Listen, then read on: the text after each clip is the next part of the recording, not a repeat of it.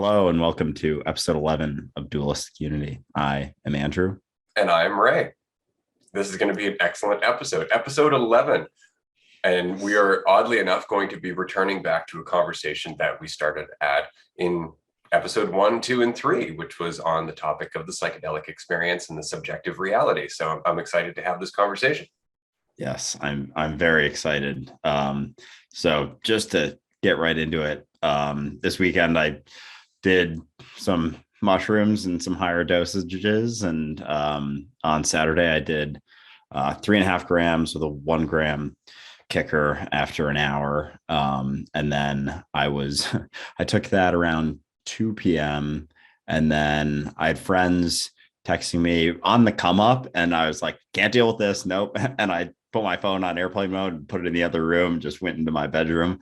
And then a few hours later, I responded to them and they were going out. And I was like, yeah, I'll come out. Like, I'm fine now. And I didn't drink anything at all, but was out, at bars, just having a good time talking to people. And it was funny because you've mentioned that I think before the first time I tried, you were like, small talk can get, you won't want any of that basically. And I was starting to have, I was at a party with a bunch of people I didn't know. So a lot of small talk going on. And so I started just like slipping in different deeper conversational topics, and it started to be a lot of fun. And one of my friends likes kind of messing with people and just kind of seeing what happens, just tossing in, like, saying ridiculous things, just seeing how people react for the fun of it.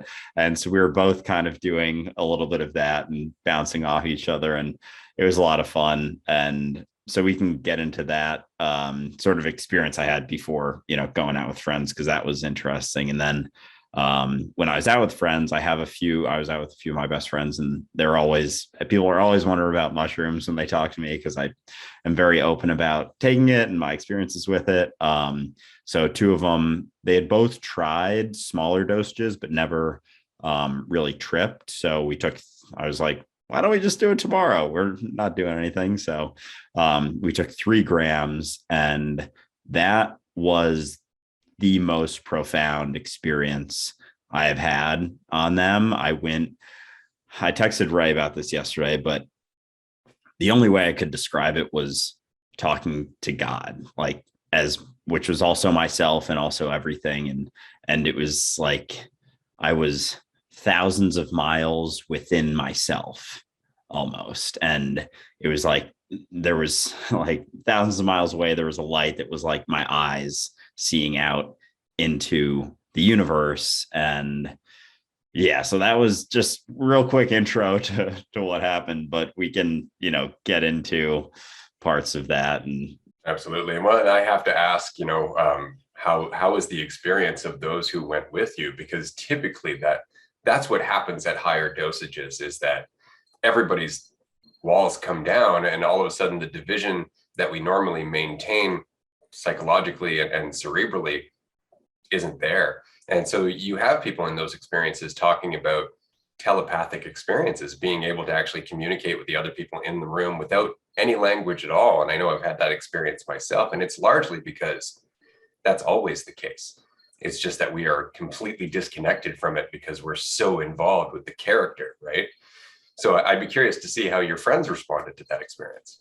yeah, so I will talk about theirs, but you just saying that just now reminded me of something that happened that I didn't even think was like necessarily a telepathic thing, but looking back, it was. So we stayed in my friend's apartment pretty much the first 3 to 4 hours, and then we ventured out to get some food.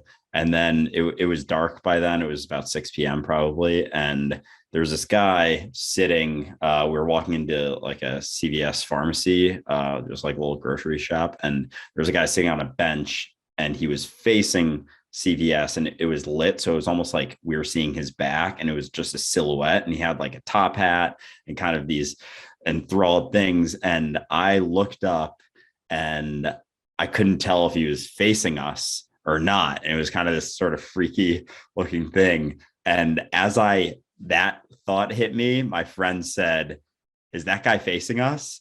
And then my other friend was thinking the same thing, and we all died laughing. Like we started crying. Like I couldn't even like breathe for probably 10 seconds because it was so like Seamless. spot on. Yeah, it was the moment I thought it, he said it as if I said it. And then my other friend thought the same exact thing. It was Awesome. crazy. Yeah. And it's funny because normally when people have those experiences, the first thing they do is say, so did I cause them to have that thought, or did they cause me to have that thought? And my only response is, what do you mean by I and them? Yeah, that's what it was like. It was crazy. And I didn't even think about that aspect of it until you mentioned it just now, because I'll never forget that scene. And then my friend saying it next to me. We almost couldn't even walk into CVS after that. We just had lost control. And we had already been in a deli, and we were just like sitting at the table, just like having fun with that. And it was just a fun time. There were two of my best friends, so it was a very enjoyable experience. But before them, they had a little bit of a tougher time on the come up with the digestion of it. And I was admittedly like a little bit queasy also, so I don't know if it was something we all ate beforehand or some way that it was getting digested. But they were like, one of them almost threw up, I think, kind of on the way up. And I knew, like, I had felt that before. So I was like, I know this is going to pass. So I wasn't too worried about it. But they were like one of them was like sweating. And I was like, it may take about an hour, but it gets better. I promise.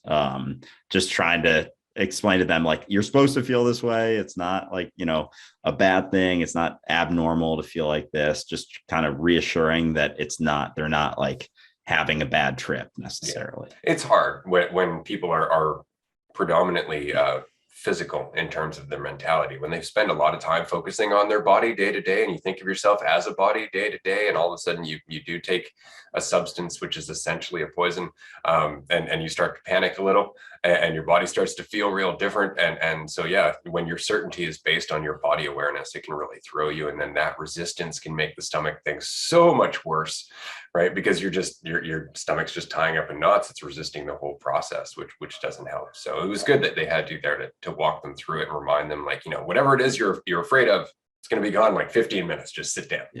Yeah, that's pretty much what I tried to do. And then another thing, that we had some other friends who the night before were talking about doing it, and then they ended up not wanting to, but they still wanted to hang out with us, and they were texting us like right before we were going to take it. My other two friends who hadn't really experienced it as much, they were like they can probably come over. It's probably fine. I was like, nope, no, not a good idea. Not this situation.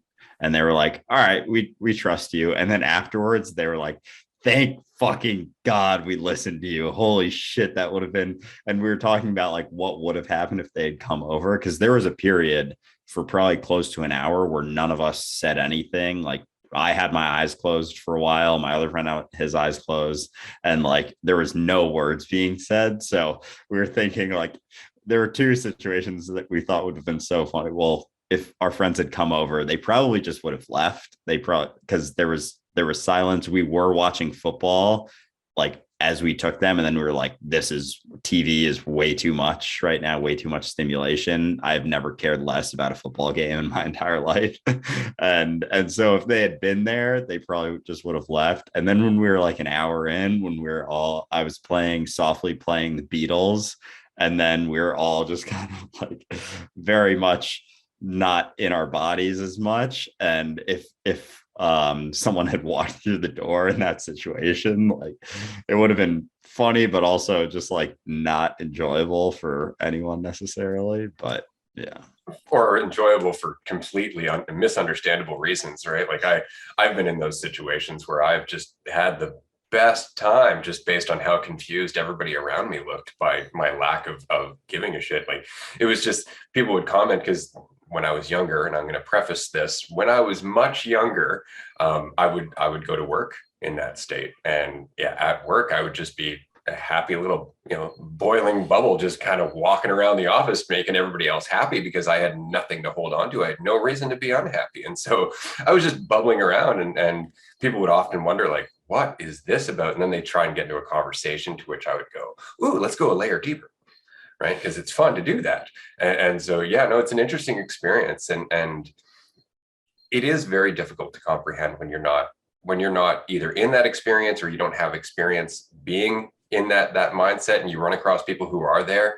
You can't comprehend at all. It just seems like their timing is way off. That's all it is. And what's funny is I've had people feel paranoid, like, oh, I don't want to go around people who are sober because, they might judge me. It's like, at the most, they're just going to be really confused as to why you're quiet and not that stressed out. That's really it. That's all they're going to feel. And it's true. They just don't understand why your timing's off, why you're not responding the same way. Yeah, I found that actually sort of exact situation at the party we went to first before we went to a bar to a pregame. And this was probably on hour 5 or 6. So I was like very much comfortable in any sort of situation, but I was still in an altered state of mind to a degree. And I was sitting there just kind of on the couch, just kind of observing things, not really having any need to talk to anyone. And then I started talking to someone, and then there's just not much more to say. And then I was just like hanging out there, and I could kind of feel them like feeling uncomfortable. And I was like very, very relaxed, which I am without the mushrooms now in most situations. But it was like, I could feel them feeling like something needed to be said, another thing needed to be brought up. And eventually they just stood up and went to another part of the party. And I was just hanging out there, just kind of looking around the room, like probably with a smile on my face. But well, it's funny. We run into that mentality, right? Where we exist in time so much that the idea of just sitting down without having the thought in your head of what I'm going to do next, where I'm going to go next, when this time period sitting here has run its course, right? Like I've sat here too long now. Everybody's feeling awkward, so I'm going to go, right? But when you're in that state, you don't care. You're like, I don't feel awkward. Do you feel awkward? Sounds like you're thinking about time, right? And you don't worry about it. And that's very much the difference. It's because everybody gets into this dance where it's like, we all agree we're in time. We all agree we have shit to do. We all agree, there are timings that we kind of all live according to in a conversation. You can feel it when you're having a conversation. It's very much like a dance if you can get into that flow. But yeah, when you're no longer listening to the music, right? When you're just sitting in the dance floor going, this is a really nice room. Nobody knows what to do with you. It's fun. Yeah, it's awesome. And that idea of being in the dance or sort of like caught in the societal norms. I actually had an episode of my own podcast today. I interviewed or had a guy on who creates like food related TikTok, and he's into like health and fitness stuff. And we were talking about getting caught up because he worked in investment banking for 2 years, and now sort of had this idea of creating his own beverage company. And then he does content as well. And he is fully like, he quit his job a few months ago and is now just doing that. And we were talking about balancing, having a full-time job and working on that, because he was working on all of this while he had that full-time job. And we were talking about how society has kind of created this norm of just doing the job and then, going out on the weekends and not really setting aside any time for yourself, just kind of like getting caught up in that dance of society and thinking like that's normal, and feeling uncomfortable if you don't do that, feeling uncomfortable if you stay in one night with no plans or no reason to stay in, that you're not going out. And so we were talking about that whole idea of how most people just get caught up in that, and it's uncomfortable to get out of it. And it's sort of crazy that it's like a thing to not be in that. And people less so now. I think it's becoming more and more normalized, but I'm sure, 40 years ago, it was probably absolutely insane to not be on that sort of track of like living, the American dream, graduating college, working at a company for 40 years and then retiring. And why aren't you out there, having a social life with all the people in your circle and all of that? And yeah, well, the pandemic's changed a lot in that way, right? Because a lot of people all of a sudden who at one point beat themselves up for not being out or judge themselves for not being social enough were suddenly given basically a note saying, no, you're good. Stay home, chill, take care of yourself. And so some people resisted that because, of course, again, when our value is rooted in how we fit into society, it can be very jarring when we all of a sudden we're not playing that role anymore and we don't know how to evaluate ourselves. But other people went, oh, after that initial discomfort, they started going, I actually enjoy being by myself. And it was because they always avoided the discomfort. Society promotes the idea of, well, if you're uncomfortable alone, you should get out and hang out with people. You should go out and party, distract yourself, do all that. Whereas, from a mental health perspective, sitting in that isolation, sitting in that aloneness is often exactly what you need to do just to start, clearing out the cobwebs of your own self-judgment, clearing out the cobwebs of the thoughts that you've been holding on to habitually, rather than for any good justifiable reason. And so, yeah, the pandemic is very much changing that. And as a result, people who are going out now into social circles are bringing a whole new conversation with them. So I'm very curious to see how that's going to change our society as we go forward, because, in the same way that all of our other collective normals are altered by the percentage of the population that is practicing it. This conversation is going to become more normal as more of us have this conversation, as more of us start to look at the world through our own eyes rather than the perspective of what we're supposed to be doing based on those who came before us. So that conversation is changing, and it's very interesting to watch, but it's like everything else, the new normal has to be defined, and that new normal at the moment isn't defined. Nobody's quite sure what to do. Nobody's sure if we're going back to, life as it used to be, or if we're going to continue in this pandemic, or if we're going to continue with some other new normal due to climate change. Like, everything's up in the air. And so, I mean, at the moment, the new normal, which is great for this conversation, is uncertainty.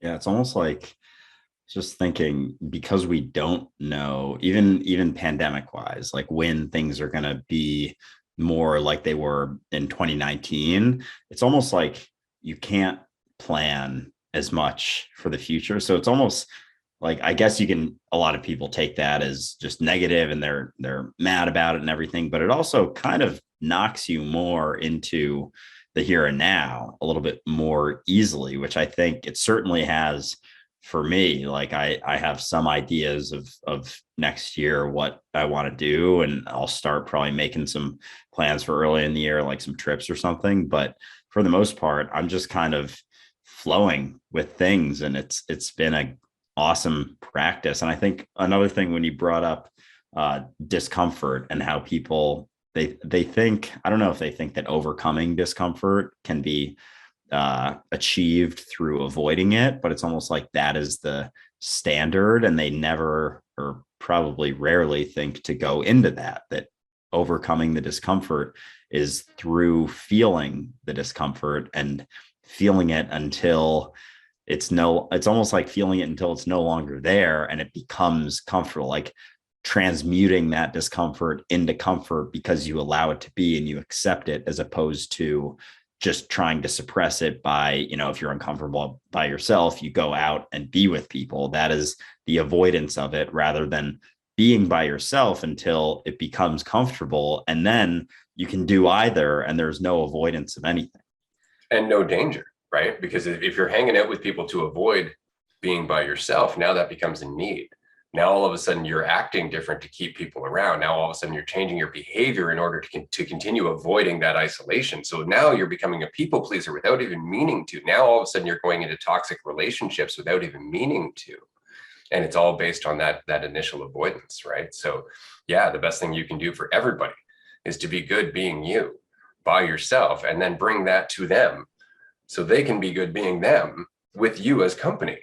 Right. But we often try and make it like, if we're just together, we can ride this out together. We're in this together. It's like, we are and we're not. We're in this together, in that we're all on this planet sharing this tapestry. Right. But you're in this on your own, in that you are solely responsible for your impact. You are solely responsible for the ripples that you make and then the internal experience that you cultivate. So as soon as we take responsibility for that, then all of a sudden we can have an army of individuals being indivisible. Yeah, certainly. And even thinking of the situation like at a party, if you're, in a group of people talking to people, whatever, and then all of a sudden, people start walking around having other conversations and you're by yourself, all of a sudden that will inflict extreme fear and anxiety and worry because you're by yourself. You're wondering how people are thinking about you because all of a sudden you're by yourself. So you immediately, try and latch on to some other conversation or slide yourself in somewhere else, as opposed to just being there with nothing to hold on to, nothing to defend, nothing to hide, nothing to gain, and just being there. And I think people subconsciously, see that in people. They can tell if someone by themselves is fine by themselves or they are extremely uncomfortable by themselves. You can almost feel it in a way. You absolutely can feel it. We talked about this previously about how even just the human heart sends out a measurable wave for up to 2 meters, right? And the heart rate's constantly changing based on our psychological and our emotional state. And so, I mean, we walk into a room and we wonder why we feel a vibe. It's like, well, we're getting pounded by other people's heartbeats and waves. Like we have some degree of sensitivity to that, right? So we absolutely do have the capacity to build that sensitivity to where other people are in their head. And I know it's something that I have focused on honing over my lifetime, to the point where within a few minutes of a conversation, I can feel whether or not that person is trying to self-soothe or whether they're actually there with me and for their own reasons. And that is something that, see, people would call this being an empath, but I don't, because that's another label that can quickly become self-defining. And then all of a sudden you're an empath and other people aren't. And it just creates, everything is a spectrum. Everything is gradations of change, right? So the more you're willing to surrender your idea of yourself, the more sensitivity you have for the world as it actually is, because you're not reinforcing an illusion that is only in your mind. You're actually in the world, right? So that's not so much being an empath, so much as just not building up walls around you that block you from experiencing life, right? But yeah, I've had many people of that mindset who have come up to me, and it's at first it used to amaze me. Now it's just kind of funny. Within a few minutes, they're like, "Oh, I don't get any icky feelings from you," or it's like, "Oh, I feel like I can totally tell you everything." People have said this numerous times. I feel like I've known you forever. And it's just because there's no walls, there's no me making it awkward. There's no me to create that conflict. And so I'm just flowing with them in whatever state they're in. And as a result, it becomes easier to talk to me, right? But people can feel when you're bringing yourself into the conversation, whether they realize it or not. Like you watch, sometimes if somebody who is particularly selfish goes into a conversation where a bunch of people are just chilling, shooting the breeze, everybody just shuts down. And it's like, that's interesting because it's bringing in a totally different energy into that flow, and it's causing the entire environment to change. Yeah, that last thing you said made me think of this situation. Maybe a month ago, I got dinner. It was at a bar, so it was very casual with a few of my college friends. I think it was 6 of us who all played on my baseball team, and there was a girl or 2 girls who saw us, and it was after we had been there for a while, and they just like wanted to talk to us. But they like we all live in New York, but we don't see each other all the time. It's not like my super close friends, so I hadn't seen a lot of them since before the pandemic. And this girl comes over and starts having this conversation, like talking about herself in with us, and we were all like looking at each other like, holy fucking shit, is this actually happening right now? And I was like responding to her, but kind of like letting her know that this is ridiculous that she is doing this right now. So we were like, being nice, but half of them just like stopped like being involved in the conversation at all. And then it took a while for her to like catch on to how, and I think she was a little bit drunk, and she had, she probably like mustered up some confidence to come over, and then felt a little bit uncomfortable because, we were talking about stuff that she wasn't, couldn't insert herself into that, so she kind of like created her own conversation, and it was ridiculous, but it was very much that sort of situation. Yeah, it's I'm going to bring my idea of myself into this, because that's where I establish my value, and it always feels off. It's funny. I reposted an old TikTok video today where it was something along the lines of, there is no problem, or there's nothing wrong with self-validating, except that it reinforces the reason you think you need to. And it's because you are validating your fiction of yourself. You're maintaining your reliance on your idea of who you are as a measure of your value. So yeah, you can self-validate. You can go, I'm worthy, I'm valuable, and all of that. But as soon as you do, you're relying on that idea of yourself again. And yeah, all of that's true, but you don't need to think about it. You can actually just embody it by moving forward. You don't have to self-validate a value that is beyond question and beyond measure. Then it's almost like you rely on that action as opposed to it's like an action on top of being, so that you need now in order to feel good about being, whereas you can just cut it out and just be. Yeah, absolutely. Right? There's no lack until you try to fill the hole, right? Yeah. As soon as you try to fill the hole, you've made a hole. Yeah. So a question that has it's probably going to rattle my own cage a little bit, but I've almost been like, I think I know you have a stance on this, and it's something that with gratitude. And is that a form of self-validation in that way? Can it be? Yes. Whereas you are, yeah. Okay. Yeah. I meant to bring that up because I'm like, I know Ray has a stance on this, and part of me like doesn't want to hear it because it's been like a part of videos I post, but like I know it's there, and like it's better for me to know that, Well, let's think about it like so you went out the other night and you were just sitting there kind of grooving as to where you were. The state that you were in, were you deliberately thinking about things to be grateful for? No. And how did you feel? Did you feel pretty stoked to exist? Yes. And it had nothing to do with any cerebral action for any conceptual thing to be grateful for, or for you being grateful for a certain thing. There was none of that. It was just the experience of being. That is way beyond gratitude. That goes beyond being grateful for what I have to the genuine recognition that what I am with my reality is exactly what I'm meant to be.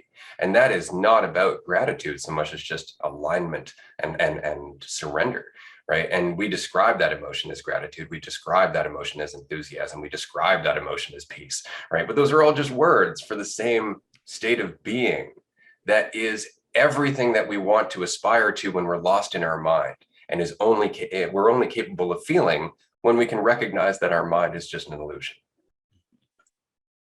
Yeah. It's almost like it's something besides being that you're relying on. Like it's another action, it's another idea, it's another concept, it's another, practice that I think there's, I think there's levels to it, as we've talked about. Like if you are deep in the shit of anxiety and worry and depression, like incorporating some gratitude into your life may be a way that you start like climbing those rungs. But there comes a point where you kind of like take off the training wheels, or you graduate from certain things. And I think there are things like gratitude and meditation that are awesome tools for people sort of climbing their way out of the shit.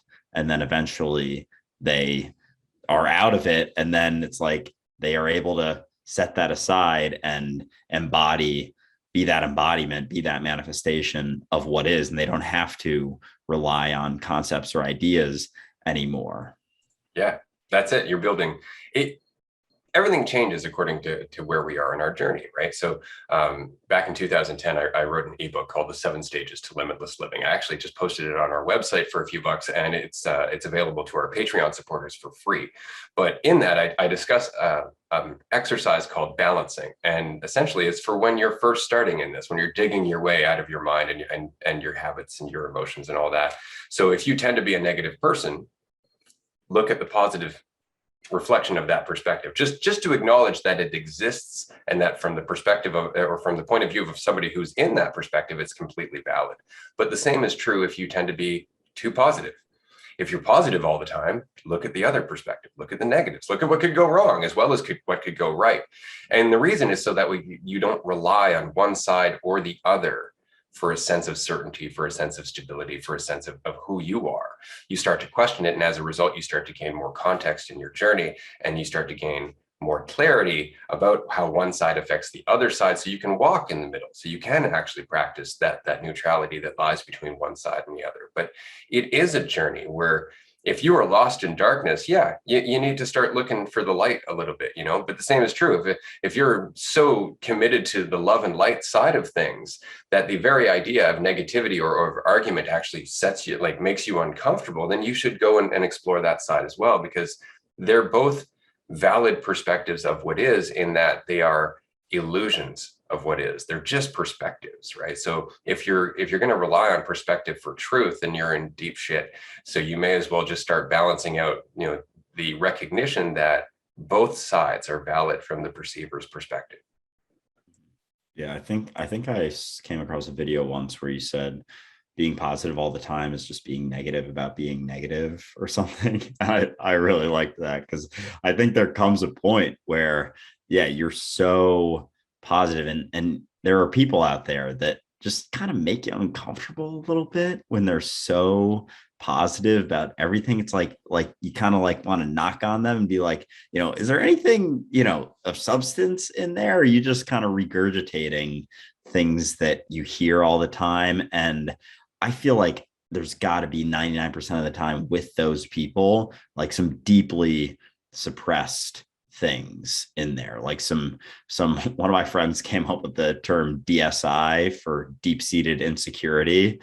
And so he casually says that when someone's, acting a certain way that's very insecure, he's like, oh, they just have some DSIs. Like it's all good. Like it's okay. But yeah, I don't know. Do you think there are people who are just that positive all the time? I'm sure there's some, but I feel like a lot of them are it's just a mask of suppression. When it's positivity, it is. It's all like positivity is it only works so long as you're thinking about good and bad, positive and negative. It doesn't work if you have any degree of clarity, because as soon as you have any degree of clarity, you realize that one side doesn't work without the other. You can't, in fact, experience happiness without experiencing sadness at some point. That they go together. And so the people who are quote unquote positive are usually positive until things go completely wrong and out of their control, and then they just melt down. And so a lot of their positivity is either based on the level of security, which is why often the really positive people are often the people who are particularly comfortable or privileged, for example. But there's also the aspect of it where it's, I'm just going to continue to tell myself these positive things because it keeps me out of this deep, dark hole that I would otherwise be in. And so it becomes a balancing act to basically keep them away from their habitual self-image. See, that's the thing about being super positive, is that you do that because of the other end of the teeter-totter, right? Like you need to do that, otherwise you're going to be overwhelmed. And I know, because I did that for years. For years, I would go really hard towards one thing or hard towards another thing. I was always just a laser beam of focus, but it wasn't just because I wanted to do that thing, or it wasn't just because I wanted to have that experience. It was largely because I didn't want to have the experience that I was having up until there, right? And so there's that danger. But it wasn't until I stopped avoiding experiences, it wasn't until I stopped looking at things as positive or negative, where I started finding my own sense of clarity, my own sense of enthusiasm and fulfillment. And at that point, that's when people started to regard me as a positive influence. But I wasn't trying to be positive. I was only trying to embody the state of freedom that I found myself in, right? Because to me, that is really the only positive, if you want to look at that way, but it's not a positive. It's not a positive in that you're not always going to feel happy just because you're free. You're not always going to feel excited just because you're free. Sometimes you're going to feel challenged. Sometimes you're going to feel frustrated. But the difference is that when you're there, you just don't take it as seriously. It's just not something that has the same pull on you. So you're not trapped by it. right? And that's very much the point, is just to get to the point where you realize that all of the influences within your mind are there, but they're very much dictated by your commitment to them and your focus on them.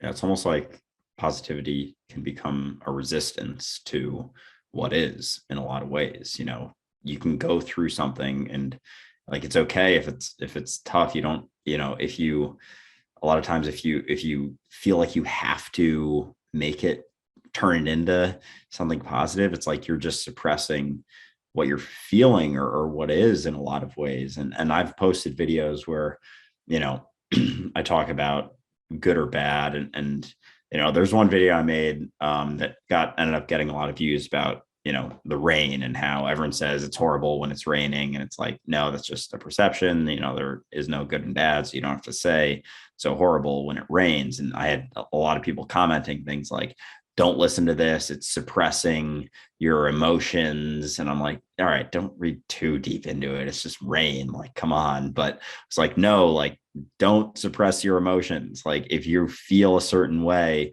that's okay. But just be wary of the labels you assign to things, saying that it is truth, like saying rain is objectively bad. Like, no, it's not. It's rain. It's not objectively bad. It just is. And that's a label you are applying to it. But then how can I blame people?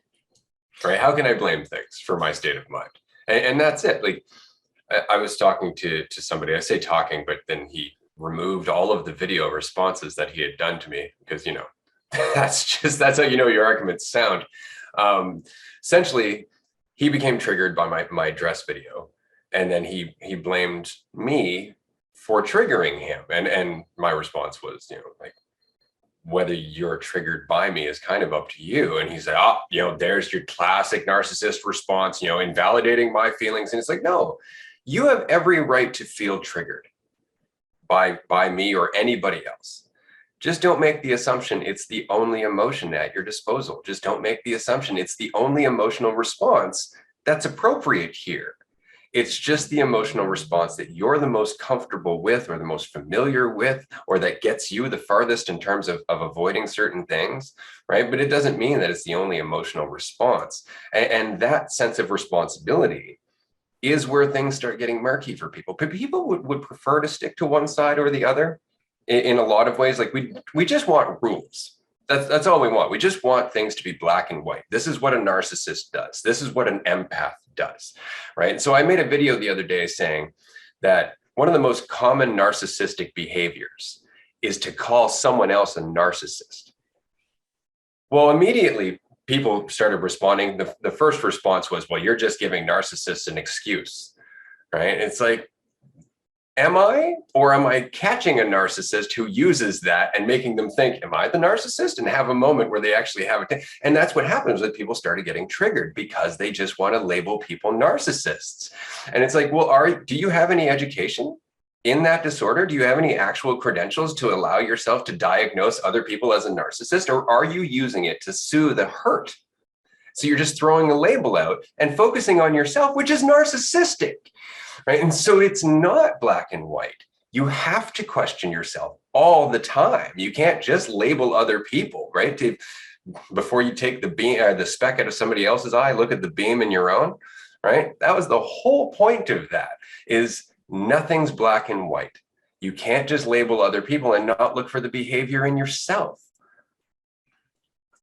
It's never black and white. And that actually brought up two different realizations I had on my Saturday trip. One being about priests and religion and suppressions of innate human desires to essentially to procreate. And the other one was questioning things that people tell you is the truth, which is essentially all religions, is just shit that someone else told you is the truth. It's not like when someone starts telling a story of a religion as being truth, like I think 100% of the time someone else told them that was the truth. And my whole thought was like, holy shit, like just question that. Like, why are you so apt to believe it and I understand it. And we've talked about this. It's fear of, the unknown, fear of death,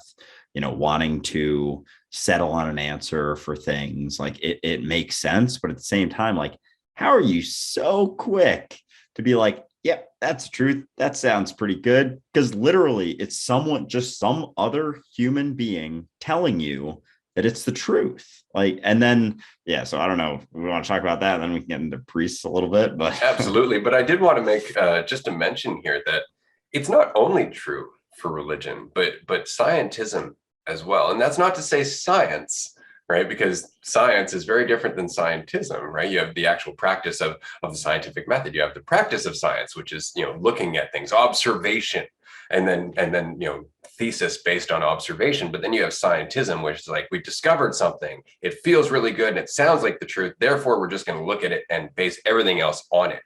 And so, I mean, that's largely what happens, is we get very comfortable with an idea, regardless if it's a religious idea or a cerebral or conceptual idea, and then we just stop questioning it, right? And we stop questioning it. It's like I was saying before, you never question something that your authority is derived from, right? Like, you never want to question a truth that gives you power, that gives you certainty, that gives you validity, right? And so that's the thing we're always working against. And it's something that, spiritualists have criticized the scientific community for, and the scientific community has criticized the spiritual community for. So I always find that kind of funny. yeah, that's something I've become much more comfortable with, is questioning and being okay with being wrong about certain things. Like I had some of my friends this weekend. One of them is funny. He's my old roommate, and he watches all of my YouTube videos, and he doesn't even have Instagram, but he watches TikTok and YouTube, and he watches like every minute of every YouTube video. And he was like quoting some things out of it. And I was like, oh man, I love you. But he was like, Andrew, where's the crystal stuff? Like, you brought it up in a video like 2 months ago, and then you just kind of never went back to it. Like, what's going on with that? And I was like, oh yeah, that I believe in that for a minute. And yeah, it's like, maybe rooted in some truth, but I think it's gotten blown out of proportion, like most things.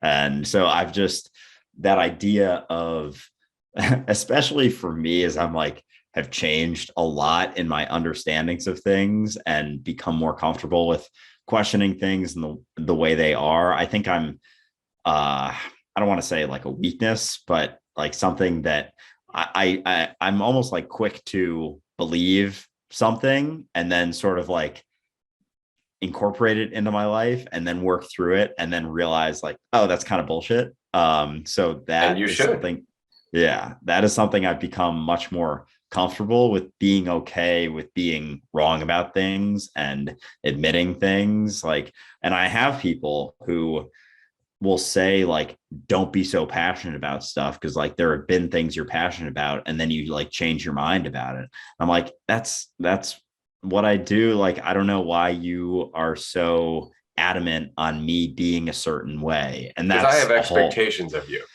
Yeah. I'm really trying to lean on you, Andrew, and you're causing me some uncertainty. Can you just be consistent? Yeah, exactly. Like I have some less so friends, but sometimes some family members will say that, and it's just very interesting. And I found it very interesting, especially recently, like the whole idea of an adult telling another adult how to live their life. Like I made a video about that last week. It's just, the more I think about it, the more absolutely ridiculous, like beyond ridiculous it is that other like adults have opinions on other adults' lives. Like, you have your whole own life. Like, isn't that enough? Like, isn't that enough for you? Like, why do you have to have opinions on every other person's life out there? It's funny, we know that behavior is toxic, because if we play that behavior out long enough, if we actually take it and we scale it up, that becomes a dictator. We know that behavior is toxic, right? That's the whole thing. But because some of us want to participate in that behavior ourselves, we tend to justify it, right? Like, oh, it's okay. It's a little bit okay to tell people what to do. It's a little bit okay because it's in their best interest, right? And so I used to find it funny when I was smoking cigarettes when I was younger, and people would go, well, smoking's bad for you, and I'd say, yeah, so is telling people what to do. I saw that on in New York, nearby sort of my neighborhood. A dude was walking behind another guy who was smoking a cigarette. He was like, "Stop smoking that cigarette. Cigarettes are bad for you." And I was with one of my friends, and I was like, "Oh my God, I can't believe like, what is that dude accomplishing?" And we were having a conversation earlier about weighing the upside of getting into a certain situation, or like the upside versus the downside. And I was like, there is no upside there. For that dude, following that dude, yelling at him about smoking cigs, there's zero upside except for him, you know, portraying his Righteousness. opinion. Yeah. Like it's crazy. And to think that, yeah, like that, like you just said, telling someone else what to do is also bad behavior. Like people blow my mind all the time. Right. Well, yeah, and it's really bad for you if you think about it. Think about the amount of stress that goes into committing to the idea that you know what's best for people, Yeah. and then they don't listen to you, right? Or they do the opposite, and you're constantly in conflict. What is that doing to your body? What is that doing to your health? Right? Like, you think smoking's bad for you? Really? Yeah. Yeah. So much unnecessary and added stress. And another that kind of reminds me of a different video I made a few days ago about like there's nothing you have to do. And we have all of these ideas about, what we have to do as human beings, mostly from society telling us certain things that, we have to have kids and a family. Like, no, we don't. Like, that's a societal norm that we don't have to do, but people have this idea that they do. And maybe, maybe deep down they don't want to. Or even like, we talk about how maybe you can't exactly know what you want, but a lot of people like have this idea of what they want. And I think it's important to just question, like, is that actually what you want? Or is that what society is telling you is the definition of success? And so you're working towards something that you don't actually even want at the end of the day. And just questioning those things and realizing that, there are no rules. People love commenting like, "Oh, well, I have to pay taxes." And it's like, all right, like, sure, you can have that, but like 99, everything else, like this is applicable to. And even with, well, then I'll break laws. And it's like, most people aren't not doing what they want because they're afraid of breaking laws. It's because they're afraid of standing out and being judged. And there aren't those societal norms aren't rules. They're just that, but they've almost become sorts of rules. I also find the cascade effect there very interesting, because what we're saying is that, all of these goals and these wants and these end results that we've been told have value are questionable. And as we start to question those, the little ones, say like people's approval of me, right? And then all of a sudden the bigger ones start to become more questionable, like, say taxes or state laws, things like that. But you can't jump from one to the other, right? You can't just go from, question your motivation to get into that relationship to down with the system. Like, it's a big gap there. But the fact that we are starting to question the little motivators, the house, the car, the white picket fence, the wife and 2.5 children, we're starting to question the motivator of, retirement savings, or question the motivator of becoming, rich and famous. We're questioning all of these motivators, and as a result, our priorities and our relationships are changing. And that's going to lead us to increasingly change and question the system that we're forced to live within, because the system's no longer going to match our mentality. And this is what I was saying earlier about how what we consider to be normal in our collective mentality changes over time. And so I'm very curious to see how this continues to shift as the new normal becomes questioning the things we used to believe in wholeheartedly, questioning the things that we've been convinced to not question. And that's what's happening. I mean, that's why there's nothing the government can do that they're getting a positive response on. There is nothing that the government can do where they're having a high approval rating. Don't you find that interesting? I find that super interesting, that it doesn't matter which side they're trying to please anymore. Everybody's pissed off. Everybody's unhappy because the system is broken. The system is toxic. It doesn't work. And so we're just watching our collective kind of fatigue with this. And we're letting them kind of have their, okay, all right, you're going to save us all. All right, you do your thing, prove it. But year after year, we're losing hope. Year after year, you're getting more and more kids, like Greta Thunberg, or even my daughter, who are going, don't you adults think you should be taking this more seriously? And the adults are going, I'm not in control. And the adults that are in control are going, oh, don't worry, we got this. And that game's going to run out soon. Yeah, certainly. I saw my friend who's super into Bitcoin sent me a video. You heard of Michael Saylor?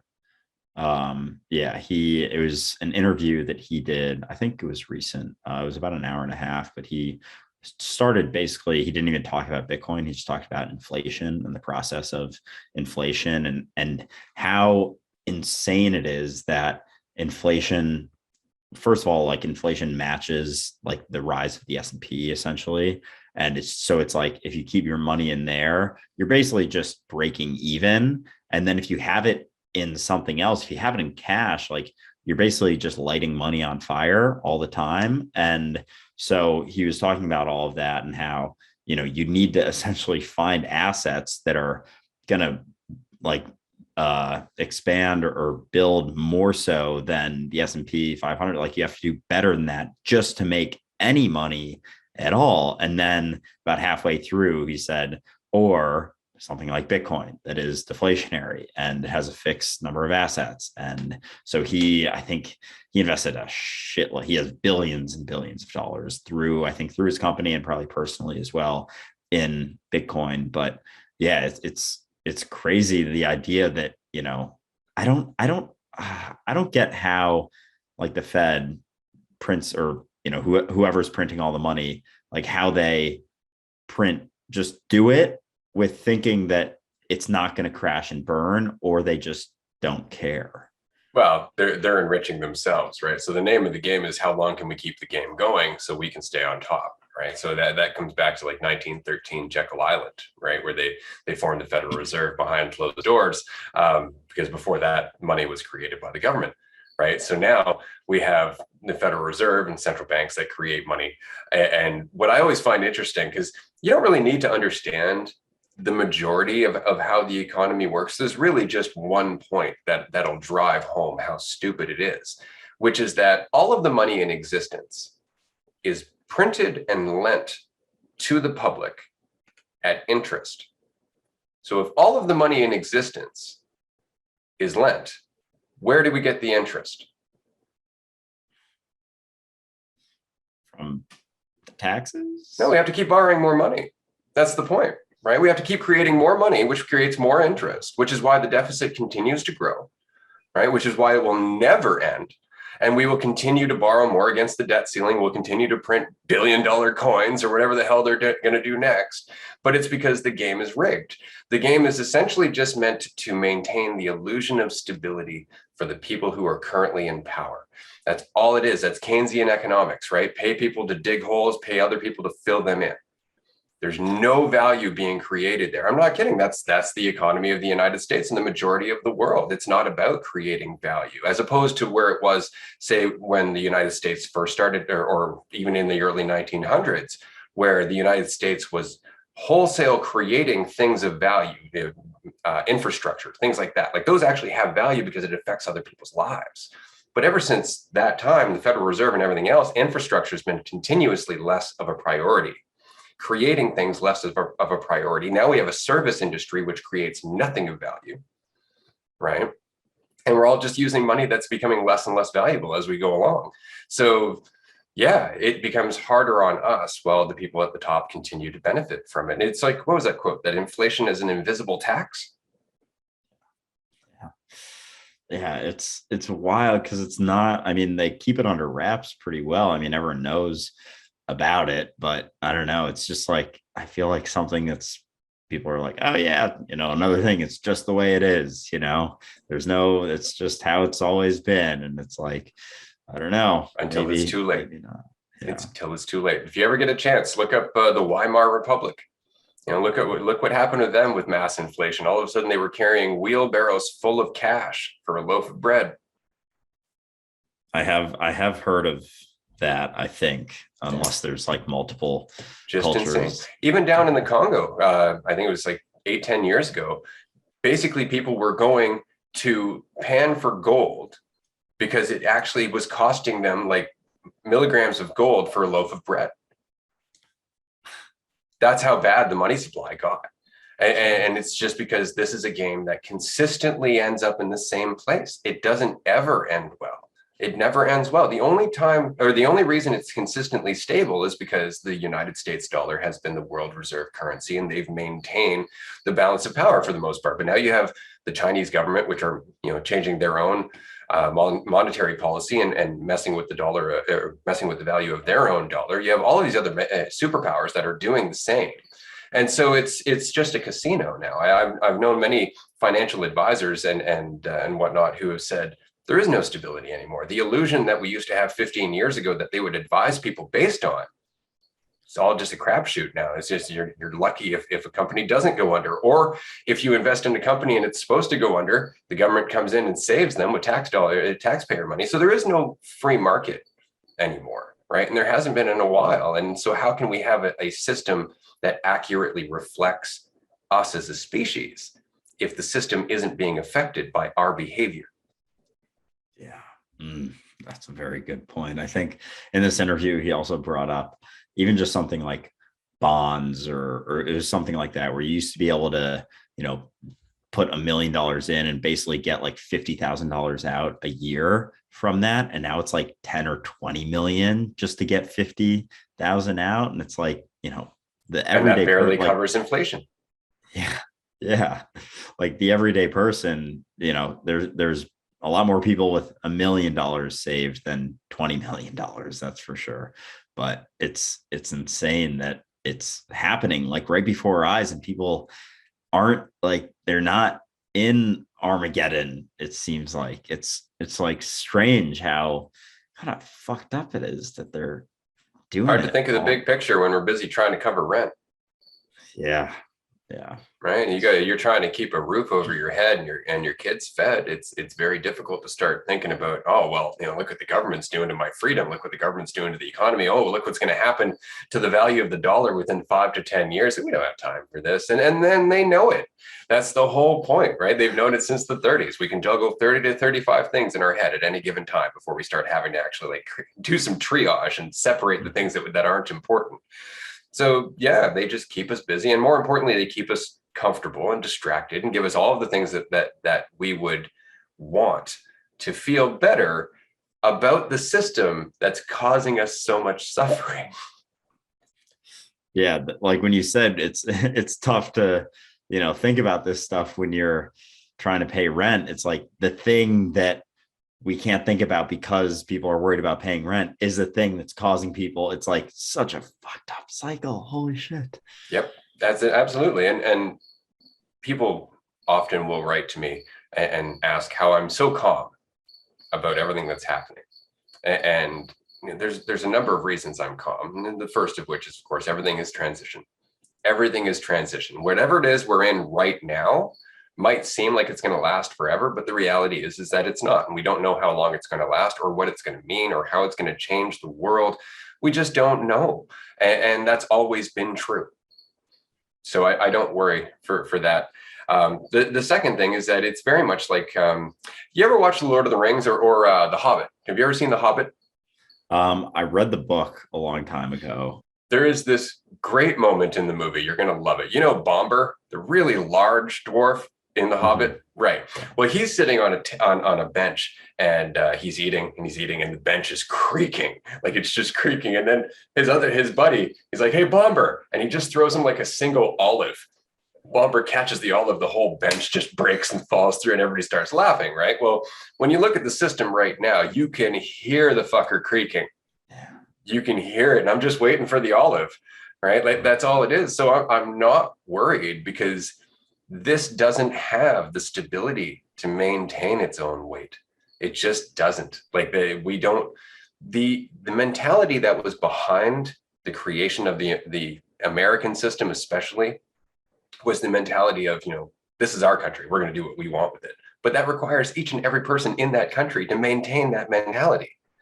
Right. And it's not just about, every once in a while, the tree of freedom's got to be, watered with the blood of patriots. That's all violence and bullshit. But at the end of the day, it comes down to the fact that the tree of freedom needs to be continuously maintained by people who are free in themselves, right? Like that's the whole point, is that if you can't say, I'm all about freedom, let me line up to vote for this person that I don't get another say for 4 years.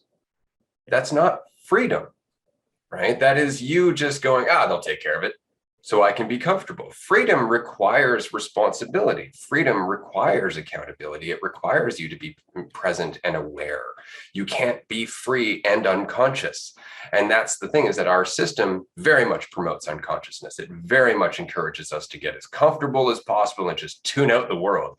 And as long as we do that, the system's just going to continue basically benefiting itself, which is just keeping itself alive. That's all it knows how to do, is just to keep itself running. And that's not enough for us as a species. That's not going to get us anywhere.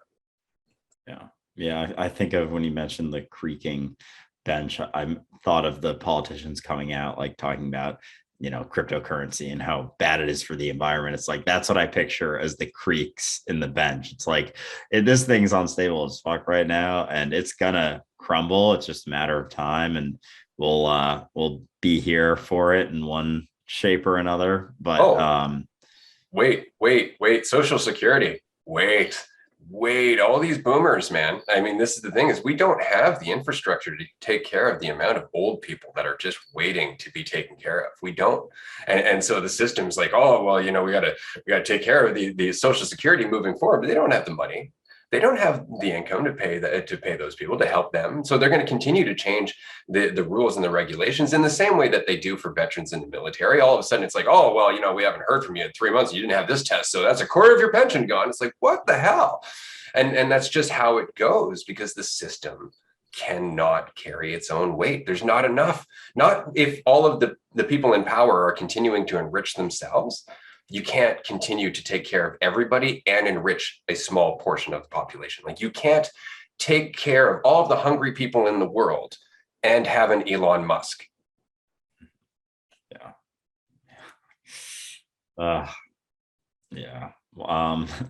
So the other thing I wanted to bring up that I mentioned before was, so my trip Saturday got like very much into our physicality and like our evolution from essentially monkey animals, and everything just made a lot of sense with how we are made and the desires that we have, and a penis is a mushroom. And it was so funny how clear, and like I love, like, talking, like I have that sort of sense of humor and stuff too, but it was very interesting. So like some of the realizations that I had was just like how our innate desires make so much sense. Like, we're built to procreate, and even like the way we are created with, like, where things are, and so tying it into, when things like that are innate desires within us are suppressed, it's almost like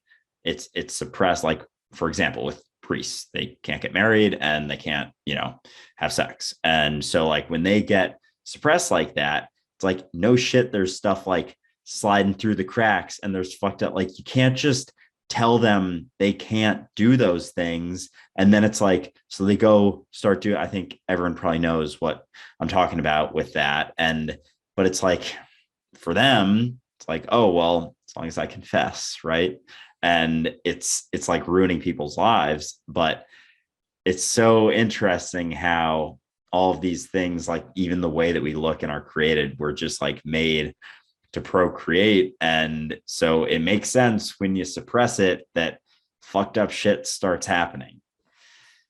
Yeah. Well, and when you start cherry picking who you want to procreate, right? Like that's the whole thing. Like for Catholicism, it was like, we want Catholics to procreate. We want more Catholics. We don't want everybody else having children. We want more Catholics. And that was their whole thing, right? But yeah, you can't suppress human nature and then just come up with rules and discipline and expect everything to work out. I mean, that's the problem with the 10 Commandments, right? Like it's just this, it's like, don't kill anyone. Well, that guy's trying to kill me, right? What am I supposed to do about that? It's like, well, don't kill anyone. So I'm going to die. I'm going to leave the murderer here. That makes a lot of sense. That's good, right? So it's just it's like everything else. We just want rules to follow. And if all of a sudden I come up to you and I go, hey, You're going to be God's divine representative on this planet. But to do that, you have to follow a certain discipline. You have to be good enough. You have to be pure. So you have to deny everything that's in your consciousness and follow these fucking rules, right? And so it's like, can't see how that's going to turn out badly in 10, 20, 30 years, where I'm in a position of power, looking down at other people who trust me blindly. Yeah, I can't see how that's going to play out badly. But again, it comes down to, you do not question a structure that your authority is derived from. So if all of a sudden you're being promised, to be the representative of God, you're being promised that you're going to lead the masses towards the Holy Land, all this other stuff, you don't look at the consequence. You don't look at how this might play out over time. It's like we were talking about cars, right? Like, cars are a great invention. Should everybody own one? Should everybody have two per household? No, they shouldn't. Right. But we don't question that because we're very, very caught up in the idea of driving over state lines to go and check out the local red flag. Yeah, there's just so many things like that just, they don't get questioned. And we've kind of settled into a way that things are, and people are comfortable. So it's like, people who have the capacity to question it, who are too comfortable to question it, and those who aren't comfortable in this aren't comfortable, so they have to work on getting comfortable so they can't question it. So it's like no one's questioning anything, and then the ones who actually are like pulling the strings, they're benefiting greatly from this. They're literally know what's happening, and they're allowing it to happen because if they start questioning it, then that will, undermine the fabric of their whole existence and thing. And so it's like, who questions it? And it comes down to,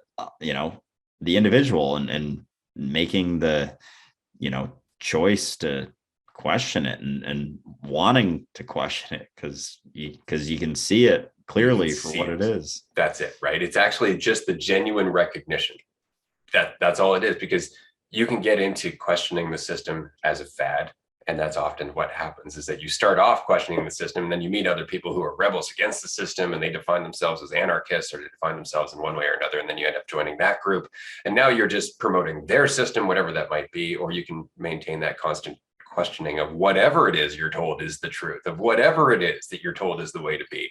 So that way you are actually playing an active part in deciding what is to be for you, right? As opposed to just following what other people should tell you to do. But it really just comes down to recognizing that the single part that we're missing in this culture is the personal accountability part. The fact that we are the world. We don't talk about that. We talk about our peace within the world. We talk about our peace within the system. We talk about our role within other people's lives. But we very much ignore the fact that the government is the way it is because we allow it to be, right? The church is the way it is because we allow it to be. Priests are doing what they're doing because we allow them to. And the law is blind because we created it that way. And so in order for us to do anything about those things, we have to be willing to take it on ourselves to do it. But right now we still have that mentality of, oh, well, if this person went to school for a number of years, obviously they're educated and they can do it. And then, and all that. It's like, right. But now you're trusting in the education system, which is still toxic, which is still twisted by a certain mentality. So as much as you can be educated, being educated by itself does not mean that you have clarity.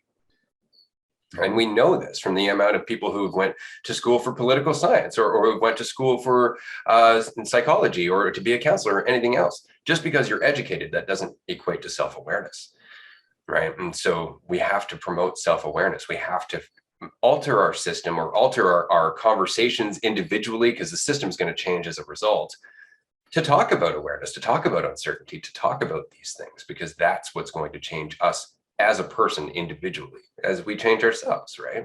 And so that's why I'm always encouraged when I see, the people that come to us on our Patreon page, the people that message us after listening to this, or the messages I get from people saying, I just binged your entire show.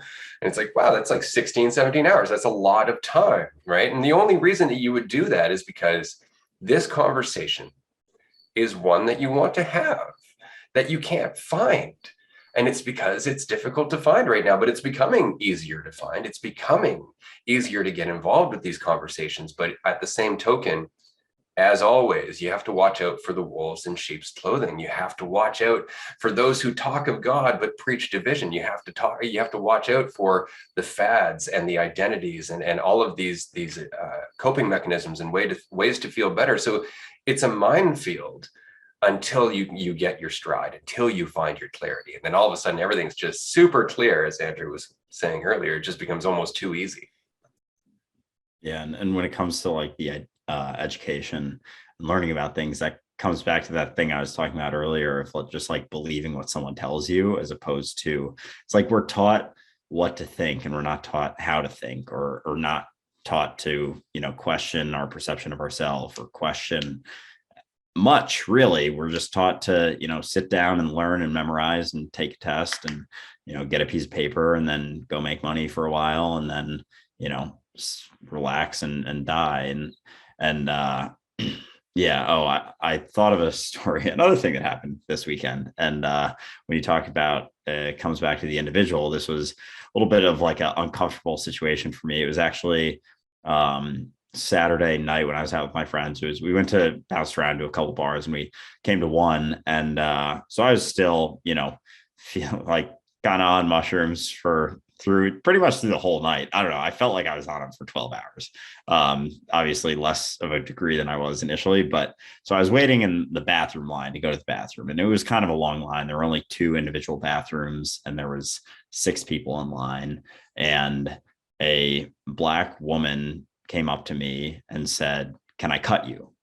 And I was like, you're kind of, and she's like, before I really said anything, to make up for the patriarchy. And I was like, oh man, you're kind of putting me in a uncomfortable position here. You see that, right? And I was like, you're kind of like taking advantage of me a little bit. And she was like, oh, like men take advantage of women? I was like, oh goodness gracious, like I'm not feeling this right now. And I was like, all right, tell me this. If you were in my shoes, if you were me and I were you, would you let you go? She was like, yeah, I would. I was like, all right, go ahead. And it was like, it was such a, and there were people behind me, and we realized after, like, I don't know, we were just like bouncing around to different bars. And this was a predominantly, there was mostly Black people in this bar. And, the guy behind me was basically like, fuck that shit. And he was like a Black guy, and he's like, fuck that, man, like, sorry you had to deal with that. And I was like, thanks, man, it's like, it's whatever, it's not a big deal. Because I also was like, to this woman, I was like, you're also cutting all of these people. And she was like, yeah, okay. And it just came back to, and it's always like, when you have a conversation and you think of things you could have said on top of it afterwards, like afterwards I was like thinking, like, this mentality of judging me and sort of like taking advantage of me for how I look is the same exact mentality that got us into this shit. And it's like what Albert Einstein said, like, you can't solve a problem on the same level that the problem was, level of consciousness the problem was created on. I was like, that's the same exact thinking. And it has been for a lot of the things going on, at least in the US for the past year, is like the, making up for the past actions of people that many of them are not alive. And it's not to say, I'm not saying at all that, there's no racism whatsoever. Like, it definitely is out there for sure. But like, having this mentality of making up for it by making people who look a certain way, ask forgiveness for things that they haven't done. It's like, it's such a group think mentality, and like us versus them. And it's just perpetuating this idea of identity and how people look, and judging people for how they look instead of, the content of their character and who they are. And so that situation, it reminded me of like, it's how we act as individuals. And so that was like just a situation that it was like, I'm like, whatever, like, I don't feel like dealing with this right now. But at the same time, I was like, fuck this. And it's a tricky situation, right? Like it's because on the one hand, there's been a long history of patriarchal abuse, right? And on the other hand, there's been a long history of racial abuse, and there is in fact a systemic element of racism for sure. It was founded that way. I mean, I'm not going to deny any of that at all, which is why I work so very hard to not identify as Caucasian, as male, as being anything better than anybody else. Is why I work so hard not to identify in general. So to me, that's how I solve the problem. And if somebody comes up to me and they do as they did with you, it's like, there is no right answer, because you can make the stand and say, like, I'm not contributing to that. I mean, I'd be happy to help you if you didn't come up and immediately make assumptions about me, like things like that, right? Like things like that. Or, if you were in my position, would you let me go first? Yes, perfect. Then let me go first. Things like that, right? Like but that person's already wound themselves up to make this argument because it's in their best interest, because she wants to go to the bathroom. Right. So the argument's not actually being brought to you with any degree of sincerity or authenticity. It's being very much used as leverage to get what that person wants. Right. And on that token, you can't complain either, because we did the same shit for hundreds of years. Our culture did. Right. So, I mean, it's a very tricky discussion to have with anybody who's a person of color, or anybody who's a minority, anybody who's been oppressed, because on the one token, we are doing what we can to not be the kind of person that oppressed them or oppressed their culture or their ancestry. We're working as hard as we can, but they don't know that, right? What they've been taught is that making assumptions about a group of people is just how this society works. Generalizing, a whole segment of society is just how society works. And if they've done it to me, then I'm going to do it to them because that makes sense. And unfortunately, it ends up with us just going in circles. And so it can be a very difficult conversation to have. But there's also the recognition that some people are coming from a place of hurt, and some people are coming from a place of healing, right? The person who's coming from a place of healing is much more likely to question that assumption before they make it about you, to give you the chance to show what kind of person you are, to talk to you, right? Whereas the person who's going through hurt is going to lash out from that hurt. They're going to make assumptions about you based on the people who hurt them.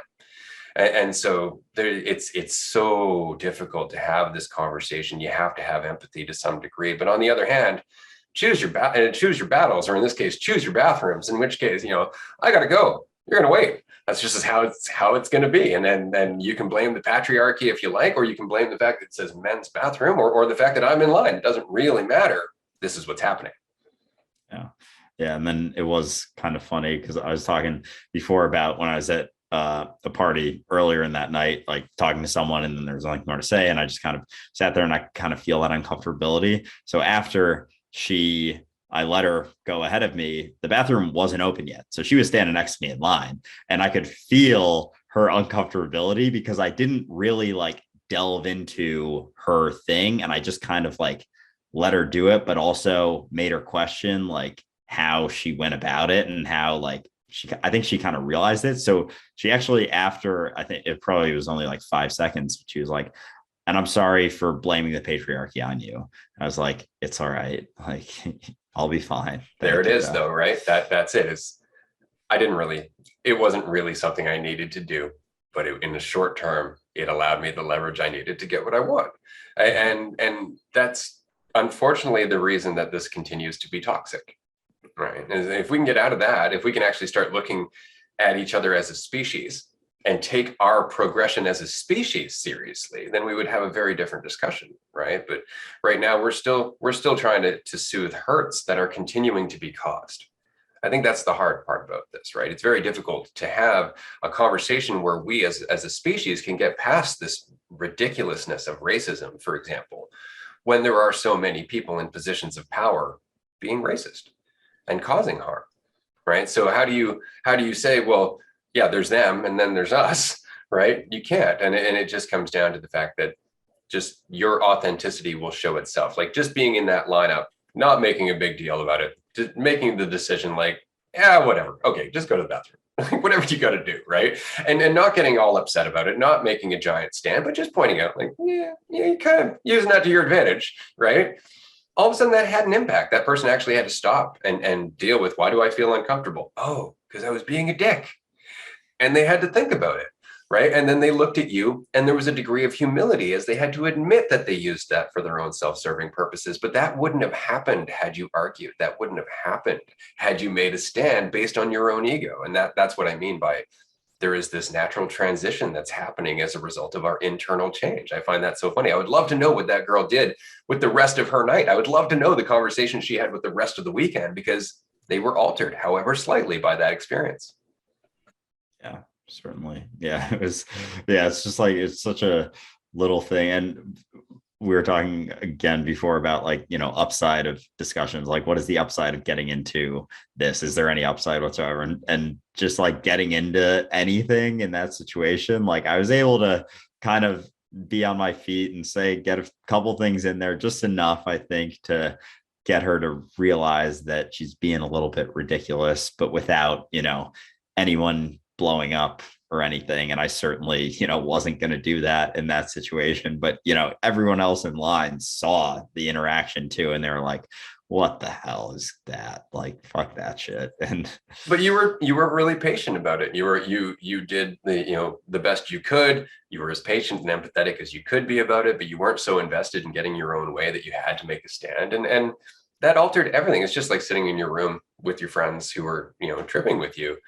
Your thoughts, your being energetically changes everybody around you. It really does. It's very difficult to see, but if you ever want to experiment with it, then I highly encourage you one day when you are tripping by yourself, just go and sit in a coffee shop one day. Just sit down by yourself in a coffee shop and just listen to the conversations around you. As you sit there focusing on your state of being, all the conversations start to change. They start to shift very slightly away from like superficial things to more emotional things, to more insightful things, to more questions about the world around us. It's a really interesting thing to watch. And it's not because you're causing it so much as that you've brought your energy into the environment, and that's caused the environment to shift. yeah, that is something that might be my next, maybe I'll give that a shot next weekend or the following, we'll see. But that sounds very interesting. And because I do really enjoy, because a lot of times I'll walk around and I'll just I'll be more perceptive to conversations going on and just notice little things about it. And I'm that's an interesting thing. Such an interesting thing to say is usually what I think. That's my favorite word. Interesting. Drives my wife nuts, right? And it's like, it's worthy of interest. It doesn't mean it's positive or negative. It's just worthy of interest. Yeah, I love responding, especially to like comments on Instagram or TikTok. Because even, I posted some like mid-trip videos and I had some comments, people like, oh, this is, oh, mushrooms are becoming this guy's personality. Like I'm over this. And like, this is kind of funny, but like lay off the shrooms a little bit. And I responded like, what an interesting demand. Like, because that's what it was. And it's like, who the fuck are you to tell me what to do with that? And like to think that you have my best interest in mind for that. And I had someone else who was on a live maybe last week talking about mushrooms and how, I shouldn't do so much, blah, blah, blah, or something around that. And I was like, or they were talking about like downsides. And I was like, you sound like someone who has never done mushrooms. Have you ever done mushrooms? And they responded like, I've never tried them, but like I've heard things. And I was like, that's exactly what I thought. And it's so funny how people just, again, pushing their, demands or perceptions of who you are onto you. And it's like, it just doesn't make it. I don't get it. I don't actually know, but it's not something I do. So you're not validating me. Stop that. Right. Yeah. I always find that funny, or they'll say like, well, you shouldn't be doing that. It's like, oh, well, don't stop there. Tell me what I should do with the rest of my day. Let's schedule this out. If you're going to, what should I have for breakfast tomorrow? Come on. And it's just because it becomes ridiculous. Oh, well, you don't have to throw that attitude. It's like, it's not an attitude. If you think about it, it's what you're doing. You are initiating a demand on my life. So why stop there? Let's make it a full out demand for the rest of my days. Otherwise, stop wasting my and your time. Yeah, it is crazy too. And even like, talking to anyone about it because mushroom, and part of the reason that I make videos about it and I'm pretty fucking open about it is because I think there is such a huge stigma. And for someone, even like a lot of people talk about, maybe someone in sports, like when a person like Tiger Woods, he gave hope to a lot of people who looked similar to him. I'm not saying that I am like being Tiger Woods of mushrooms, but I think there's a lot of people who, are in like look like me or grew up like me, and they deal with things like anxiety and depression, even though if you look at it like big picture, they have nothing to be anxious or depressed about. Like they have very comfortable lives, but they still do. And I think it's very prevalent in our society. And I think that the suppression of substances like this has been a part of the mental health crisis that we are now seeing. And I think it's maybe taken some years, and, people blame social media and all that stuff. And it's like, there's, levels to anything, and there's different sides of, social media and whatever. But I think part of it is potentially the suppression of these substances. So part of the reason that I'm open about this is to show people like, this is what it looks like when someone's on mushrooms, and you're telling me this is fucking illegal. Like this is a high dose too. And it's like, I'm laughing and talking about how ridiculous the internet is and how funny the internet is. Like, what? Yeah. And you're not hurting anybody. Right. But yeah. It's not just the mental health crisis, but I mean, I largely think that the majority of the problems with our system, with the way that we govern our species, is largely due to the lack of psychedelics that were used by the leaders of the past, and the lack of psychedelic use within our culture over time that's been minimized as we've wiped out more and more tribal society, and we've become more and more invested in this hierarchical structure, mostly European. We've walked away from psychedelics because, as you know, when you are in a psychedelic experience, none of that shit makes any sense. Like all of a sudden you find yourself in a state, you're like, I don't want to rule people. I want to hang with that person. And so it all falls apart. And so, yeah, I largely think that because that mentality is not very useful to the ego. It isn't very useful to that controlling mentality. It's been largely just shunned and avoided and made illegal as a result. And we focused on alcohol instead, which we all know how good of a benefit that's had on society, right? So, but again, alcohol keeps you physical. Alcohol keeps you in a certain mentality that is not overly insightful, right? In large doses. Small doses a little bit different. I mean, there's a reason alcohol used to be called spirits, right? Like it wakes up your spirit a little bit and reduces your inhibitions and allows you to speak a little bit more freely. But that's a very narrow window before it becomes sloppy and stupid, right? Whereas in psychedelics, it's a very different thing. It's you stripping your soul bare and then realizing, oh, right, I totally forgot I was wearing all that extra shit. And then all of a sudden you're in a different state of mind, and you're looking at things with actual clarity, with actual priority. Like all of a sudden it doesn't make sense to you to want to feel better than your neighbor when you and your neighbor could be working together to create a backyard barbecue that you both benefit from. Like that's exactly the mentality that comes from that state of mind, right? It's like, but we could be doing cool shit, not, but what about me? Right? It's a totally different mentality. And so I think that a large part of what you're doing in normalizing this again for your age range, for your demographic, and in social media, just normalizing the use again and showing that this isn't necessarily the harmful thing everybody thinks it is inspiring more people to continue to try stuff like that, is inspiring people at least to question the narrative that they've been told about this stuff. Like I said before, it's like, oh, well, the government says it's bad for me, therefore it's bad for me. Well, all of a sudden, people like you who have grown up going through the system's idea of what of a good life is, coming out the other end and going, yeah, and I wasn't really content. And then I started exploring all this stuff, and you know what? Yeah, I'm feeling way better. That all of this promise didn't do. All this shit, all these hoops I jumped through just didn't do it. Right. And so everybody else who's still either jumping through hoops or have jumped through all the hoops and they're 10 years in wondering why they're still not happy are able to suddenly get exposed to something. It's like, wow, that guy's giggling for no reason. He's not causing any harm whatsoever. And he's just sitting in his house alone, and it cost him $5. Like that's a big message. And I think that it goes towards the collective change that we've been talking about this whole time. Before we go any further, I just want to make some announcements because I always forget until the end of the episode. And I know that these episodes get very long. On December 8th from 6 p.m. to 7 p.m. Eastern time. That'd be this Wednesday. We are doing another free live group Zoom chat. You can register at dualisticunity.com. It's completely free. We're going to have some more giveaways. I'm going to be giving out another 50-minute one-on-one life coaching session with me. We're going to give away another copy of our social anxiety series. And of course, we're just going to have a great conversation. So if you can join us, we would love to see you there. December 15th, the Wednesday following, we have our exclusive Patreon live stream where we will be talking to our Patreon supporters directly in a group Zoom chat, just like the one we're doing this Wednesday, except it's a much smaller group. You can actually get on to the Zoom chat with us face to face, ask questions, and we just shoot the breeze for like an hour and a half. It's a lot of fun. So if you want to join that, just go to our Patreon page. You can become a supporter for $5 a month or more.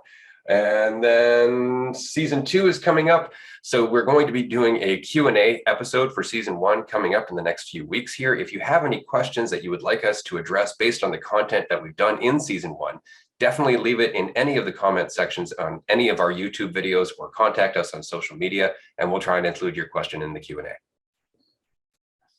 Yeah, and those Zoom calls have been, or the one we've had, and then the Patreon one we've had, are a lot of fun. Like, I'm really excited to start incorporating more of those into our weekly schedules, essentially, that we've built up here. But yeah, it was a great conversation last week, and I'm looking forward to the one this Wednesday as well.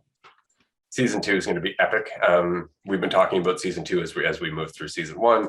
And what we've noticed is that this conversation that we've been having episode to episode has been really good in terms of it being an organic flow, in the same way that our evolution as an individual is kind of in the same pathway in terms of questions and answers and exploring new topics and new perspectives and gaining some clarity. And so season 2 is going to be a bit of an expansion. We're going to try and bring more people into this conversation. We're going to try and build this wave. We'll get more into the details as season 1 progresses, but just for everybody who's interested, season 2 is coming up in January. It's going to be epic. If you haven't subscribed to us on YouTube yet, definitely do.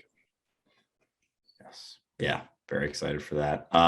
So when we were talking before about like psychedelics and normalizing it more so, and something interesting that I've come across is, people do have the stigma, and I know that there are people certainly, or I do know because I've been told it, that judge me for doing them and doing them too much or whatever, even though I microdose here and there, like a couple times a week, and then I'll trip. I don't know, it's been every couple weeks. And yeah, it's interesting how, because like when I was in college, I drank all the time. It was like a very regular thing to do, every weekend, at least twice a week, to get drunk, basically. Like, and no one ever had any concerns then. Like, no one ever had any concerns. My parents, there was a point, I think maybe freshman year, where I was explaining how, people don't have 3 beers when they go out. And I know you guys didn't either. And they were like, having 10 beers in a night, like, that's crazy. And I was like, everyone does that, whatever. But like, besides that, no one ever showed any concern for people drinking all the time. And like, we know that's very bad for you. And for the general population, I know there hasn't been necessarily a ton of like research into psychedelics, but there are arguments being made that they are not only not bad for you, but actually good for you. And with alcohol, like, there's nothing that's ever been proven to be good about that whatsoever. And so when I post these things, like, I have no issue with it, because like, there are people who have entire TikTok accounts about like drinking,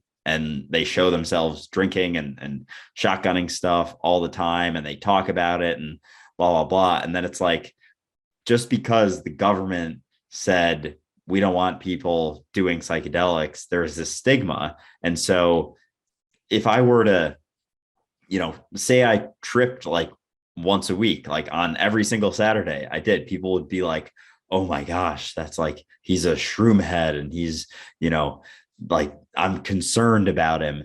And then the other part, which I've had to explain to people close to me, is like, sure, maybe you have known people in your past, like growing up, people who grew up in the 60s, 70s. There were people people became, the sort of deadhead generation where, they weren't really doing a whole lot except for drugs all the time and a bunch of different drugs all the time. And it's like, you can't compare me to them. Like, I have a full-time job that I work every week. I, graduated college, like did all these things. I have, 2 podcasts, post content. Like, you can't compare those 2 lives. And they're like, oh, we're concerned. It's like, what about my life could possibly be concerning to you? It's like, besides doing this substance here and there that the government decided was illegal, because that's the only thing that you're concerned about. Oh, you were doing fine. You were doing great right up until the mushrooms. Then it all just went to shit. Like, that's right up until then, though. Good job. Right. And that's just how it goes. Bill Hicks said it best. He's like, isn't it kind of funny that the drugs that are good, like tobacco and alcohol, are taxable drugs, and the drugs that aren't are not taxable drugs, right? It's so true. I mean, like, look at cannabis now. All of a sudden, cannabis is now being taxed by the government. Everybody's like, woo, cannabis, it's changing the economy. It's good for mental health. Yeah, it has been forever. Like, nothing's changed except that the powers that be have suddenly said, oh, we can make money off of this. Yeah. Therefore, it's good now. Right. And that's going to continue to happen. That's what, and that's it. I think they need more money. We've discussed how this system is tanking, and they're going to continue to try and find more ways to profit. They're going to continue to try and find more ways to basically, siphon us dry, because that's what they do, right? They get us to commit to a system that has all of these benefits, and the benefit for them is that they continue to just milk us of all of our value and time and life, right? And so now they're running out of things to make money on, so they have to legalize cannabis, and then shortly after that, they're going to start legalizing, psilocybin mushrooms. And I mean, there's which state is it? I think it's Washington State is basically just decriminalized all drugs straight up. I think Washington or Oregon. Oregon, maybe. Yeah. And it's like, why not? Why wouldn't you do that? Oh, well, because we don't trust people to be responsible. It's like, right, but you trust them on alcohol, which is way worse. By any means. I mean, the only thing that's going to happen from somebody, eating some mushrooms or smoking a joint and getting in their car is they're going to sit there looking at the steering wheel, wondering what the ticking noise is. That's all it is. They're not going to leave. And if they do, they're going to be driving at like 5K an hour going down the road. Like, there's a very different thing. And you can't look at somebody on mushrooms and go, oh, well, they're a danger to other people. They can barely move around. Like, they're good to go. They just want to sit there staring at the wall. Just leave them alone, right? Whereas alcohol brings out the worst in people. You want to get people into an angry mood, give them alcohol. Right? And so it just comes down to what is in the system's best interest. And up until recently, it's been whatever keeps us dumb, whatever keeps us numb and keeps us working and keeps us basically conflicted with each other, because that keeps us reliant on the system, right? If we were to ever start working together, if we were to ever collectively find a mentality where we could recognize each other as being an extension of one another, the government would become useless. Yeah. I've even had conversations with people, even just like about weed, which I never like smoked that much, but I do here and there with friends, and their arguments are like, well, it makes people lazy. It's like, what? Like, when did that become your concern that other people, like, what if someone's just lazy? Like, why choosing to have a substance that relaxes you and kind of settles you down and maybe makes you feel like you don't have to, be a part of the rat race and climb the ladder so much. Like, why is that a concern to you? Like, you're not even, a politician. Like, why do you care about that? And it's like, that's the argument. And I'm like, that's a horrible, horrible argument. Like, that makes no sense at all. How can you even say that? Because the slaves aren't performing. Right? That's the mentality of the system. And that's the thing is, if you teach people to judge themselves for not being productive, they will judge everybody else for not being productive. And so we start to police ourselves. And that's basically what the system's done, is that we've started policing ourselves because we're so committed to ego. Like, it's not enough for me to make a personal choice. I have to basically demand that you make that personal choice, or it invalidates my personal choice. And that's a very toxic place to be. That's a very dangerous place to be. That it goes back to telling people how to live and what to do, just because I have to commit to this way of life that I've committed to, that makes me feel better and avoids all my suffering and my fear and my conflict and my self-loathing and my self-judgment. And so I have so much commitment into just focusing on you, because if I don't, the only alternative is to look at myself. I don't want to do that. I'm going to focus on you. Yeah. Oh my gosh. It's so outrageous. And it's becoming clearer and clearer to me. Like when I see that happen, it's just like, why are you doing that? You have enough shit to where I know you don't have shit figured out. Like, why are you talking to me about having things figured out? Like, I don't know where that concern is coming from, besides made up stigmas that you have about the way that I am living my life and things that I'm doing with my life. Like, oh man, it's wild. But yeah, before we end this episode, I did want to talk about one more thing about my trip on Sunday. So it was insane. I mentioned it earlier, but so I took 3 grams and that was it. But it was the deepest I've ever gone. And it was probably right after the come up. It was probably only 45 minutes in. And for probably 30 minutes, I was at my friend's kitchen table, and he has like pretty comfortable chairs. And I was just leaning back and like had my head like this, closed my eyes for about 30 minutes. And I swear I went to the center of whatever is. And I was there, and it was sort of dark, almost like in space. And there were these little, and I think I might have like perceived this beingness because have you ever seen the movie Soul, the Pixar animated movie? Yeah. Good movie. It is a good movie. And so the little souls, the little baby souls that are in the great before, that's sort of what I saw. And it was like, I don't know, 10 of them maybe. And I was kind of like, where am I? But I also knew where I was without asking. And I was like, oh, wow, this is interesting. And so I knew where I was. So I just started asking questions about things. And just like I was in the center of awareness. And so like the first question I asked is like, oh, there's a few of you. And immediately, as soon as I said it, they became one being. And they were like, we're whatever you perceive us to be, and we can be anything and nothing. And I was like, all right, that checks out. That makes sense. Yeah, I've kind of gotten that. And then I was like, all right, well, I'm here. Might as well start asking some questions. And I was like, what's the point of all this?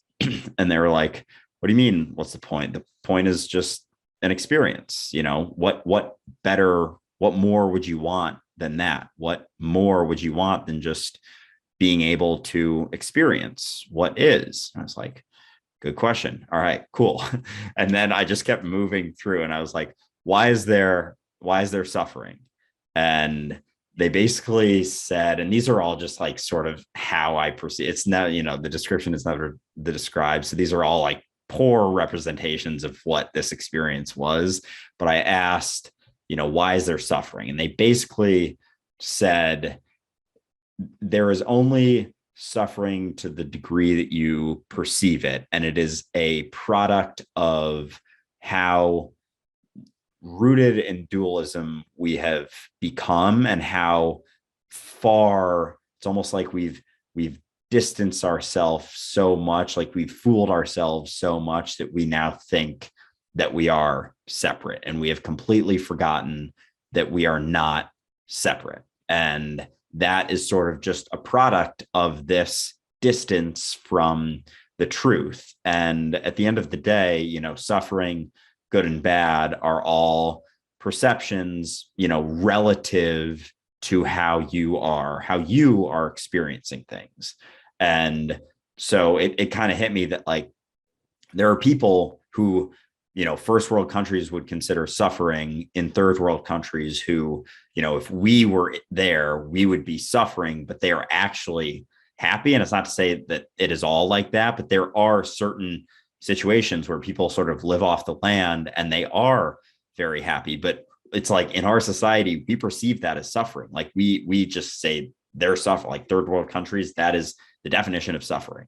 And so they kind of said it's one, a product of how the way that things are. And just because we are so rooted in this perception of duality. And then also it is just the individual's perception. So I was like, all right, that checks out too. And then I was like, is Ray here? And they're kind of were like, well, Ray is just the name of a person. So but in the way that you're asking, yes, he's been here for a while. And they kind of like knew what I was asking, but also clarified that like Ray doesn't exist in the way that, you think. But he's been here for a while. And that means like, but you have also been here for a while. And it was like, it was like I was asking these questions, but I was also answering them for myself. And so it was like I was there, I was it, but also felt like I was there. And it was like I was hundreds of thousands of miles in the depths of my being. And as soon as I was there, and that was kind of the extent of that first time. I closed my eyes again, like half an hour later, and sort of went back and was easily able to go back to that sort of situation. But I remember like opening my eyes, it was like I got shot out of a rocket ship, like back to the surface of where I was able, like back in this reality. And I got shot back there, and then I closed my eyes again and was kind of able to go back. And then the second time I was like, oh, this is cool. Like I should, go around, do some stuff. So I was almost able to like sort of fly around the world. And then I was like, I want to see more. And I just like boom, and like expanded back and went from like, our galaxy or solar system to galaxy to like kind of being able to see the universe. And it was, I think, sort of based off of, how I've seen pictures of outer space from like zoomed out. So I felt like I was kind of like, that was my perception of it, how I was seeing it in that way. But at the same time, I was still seeing it, and I was kind of like flying through things. It felt like being able to be that awareness. And I started tearing up a little bit, like when I was talking to this thing, and like was smiling. And then I was just at such a point of peace. Like that was like the clearest I've ever felt about death. And, just there isn't anything. And I am perceiving, Andrew as this thing. And even today, when I filmed that podcast earlier, I was watching it back, and it was like I was seeing another being, which was me talking, and it was almost like I forgot that that's what I looked like. And I was just seeing them as this awareness. So anyway, it's not what you look like, right? Yeah. That's the point. And it's true even physiologically, right? Like we're not looking at what we actually look like. We're actually just looking at our brain's interpretation of the light bouncing off of things, right? So we're not actually seeing what we look like anyway. Yeah. But you're talking about is interesting, because that experience is why Jesus referred to the Father, right? Because it's like you're talking to an unlimited intelligence that is yours. It's yours. But yet, as soon as you go me, it's gone. It disappears, right? You have to be in that state where you're both and not committed to either. Right. It's funny. There was a researcher at Laurentian University who was doing studies on the brain and particularly activating this one part of the brain that he believed was specifically designed to create that sense of being, of that sense of a presence with us. And so he was stimulating that part of the brain to show Yeah, the brain's actually evolved a part of itself that stimulates the sense of a presence, of a being, which I find just amazing. Like, why would the brain do that? Why would that suddenly just develop? It just developed for no reason, right? And it's like, because we are obviously, there's an experience there that it was building off of, that it was trying to comprehend and interpret and everything else, right? And that's largely part of the psychedelics. But psychedelics are not necessary for this. People do it through fasting, people do it through meditation, people do it through hardship, people do it all the time. But what you experience, especially when you encountered those beings, was very much the same as people experience on ayahuasca or peyote or any of those other advanced psychedelics. Those beings are representative of parts of your own consciousness that you can't just comprehend. Like, they need a symbol for you to interact with them. Otherwise, it's just too much, right? And so people come up with angels or technological elves or things like that. And sometimes they go into the darker aspects of things too, but it's always within our own awareness. And I would say that the visuals that you were having about the universe and everything else, yeah, that might be somewhat influenced by the pictures you've seen by Hubble telescope and things like that. But on the other hand, those visuals within the mind are there regardless. Like, whether you've seen those things or not, you get this impression of space, and you get this impression of entities within that space, whether it's clusters of energy or it's clusters of thought or it's clusters of emotion, whatever it might be. It's all within that field that we're always talking about. And that's why I always find it interesting when we look at how far into the universe we can see. It very much looks like the inside of our consciousness. Yeah. Right. Yeah. That's what it was. That's exactly what it was like. And yeah, it was incredible. So have you been in that sort of state like for a long time? Like, are you sort of in that without psychedelics a lot of times, or is it tough to I try explain? not to be. And like, I work very hard towards maintaining a certain physical perspective of myself, because I've chosen that path. Like, I have a wife, I have a daughter, I have a job, I do all that. And so for me to participate in that game, I have to play the character. If I'm going to play Monopoly, I need to choose a piece, right? And so it's very difficult to be, say, in a romantic relationship with yourself. That can be very tricky. Okay. Literally, if somebody says, go fuck yourself, that's actually kind of close to the point. But it's difficult to be in that mentality and really get into anything. Like, it's just, it's hollow, because it's not real. And so to some degree, you have to choose to let that go. You have to just choose not to be aware of that all the time in order to enjoy the physicality, in order to enjoy the dualism, and to enjoy the polarity of relationships and all of that, right? But it's how much do you commit to it? How much do you get caught up in it? And I think over time, what I've realized is that once you're clear, once you've found that place where this is all just a show, and it is, it's all just a play. The world is a play, and we are but the players, right, as Shakespeare would put it. Once you know that, then you can choose how much you're going to commit to any particular relationship or any particular experience. You can dictate how committed to that illusion you're going to become, and choose how much of the experience you're going to subject yourself to, right? Like, that's the thing. It's not always easy, especially when it comes to the more triggering things like anger or fear or things like that. But that's where the work comes in, that's where the practice comes in. Like, when I'm really, really afraid, it's like, sweet, homework. This is where I actually get to start digging at things, right?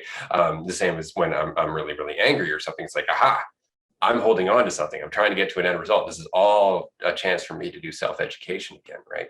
And honestly, the education goes about as far as, oh, okay, I see where that's going. I'm not going to commit to that anymore. And then it's gone. And then I'm no longer in the play. But it comes back down to being in that state. And being in that state isn't metaphysical. It has really nothing to do with communing with God or with spirits or anything else. And that's where we tend to get caught up. Because again, there's that responsibility part, right? We don't want to just be the universe. We don't want to be alone. We don't want to be God, as it were. But that's all preference. It's all based on what we think we are. And it's all based on opinions and whatnot. And it all starts to disappear after a while. The more you keep going, the more you start to realize that, right, freedom is really all this is about. This is all just about me being free in my existence, which is freedom. Like existence is freedom from non-existence. I mean, it's what do we want to do, right? And that's why I tend to focus just on that. Like existence is it. There's nothing else to attain. There's nowhere else to go, right? There's nothing to ask permission to. It's why I often one thing I've said to myself is that there's no one to ask and nothing to ask for. And that's a difficult one to get, but it's true. Yeah, and this was something else I texted you in that very long paragraph, kind of trying to explain this yesterday, but it was the sort of understanding that there's not a right or a wrong in like seeing this or realizing it. There's no better or worse. Everything just is. And I think the only semblance of a difference between people is understanding that it's all a game or a show or anything and not. And it's like, usually you think that it's not because you believe something that someone else says is the truth, and you take things, it's like whether you take everything very seriously all the time with no, this isn't that serious, or it's not that serious, and occasionally get caught up in thinking that things are serious and then just remembering, oh, it's not that serious. And I've said that before, and I've sort of understood that, not as clearly as I do now, but I've said it before, and people are like, oh, easy for you to say as a, straight white male. And it's like, oh man, there goes the identification again. I don't even think I'm this straight white male. Like I'm not identifying as this, like I'm you. But it's almost like people have become so concrete in things that they don't take any time to question it, and they don't want to because it's scary. But through that, the end of that questioning is realizing, oh, it's not that serious. Like this is all for fun. Like this is all a game. It's all for show. It's all just an experience. And that doesn't mean that it's all it has to be all positive. It's just an experience, and positive and negative, again, just goes back to your individual perception of how things are. Things just are, and it's just an experience, and there is no positive or negative, right or wrong, good or bad. It's just what you do with it.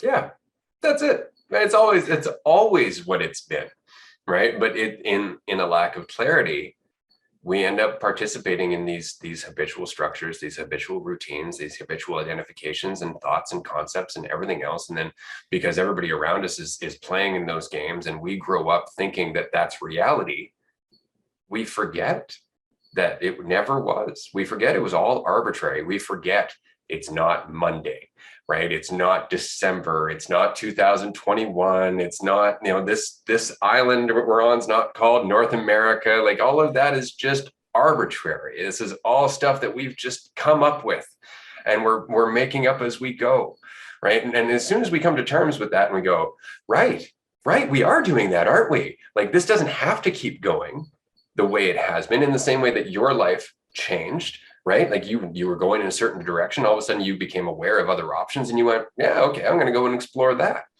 But you had to question the path that you were on first in order to do it, right? You had to be willing to question the stability that the path you were on previously had offered you or had promised you in order to see other options. And then that is what we're doing collectively and individually right now, which is, again, why I'm not afraid. I'm not afraid because I'm an eternal consciousness, and that everything is change all the time. And that, as awareness itself, I'm not going anywhere ever, right? I am everything.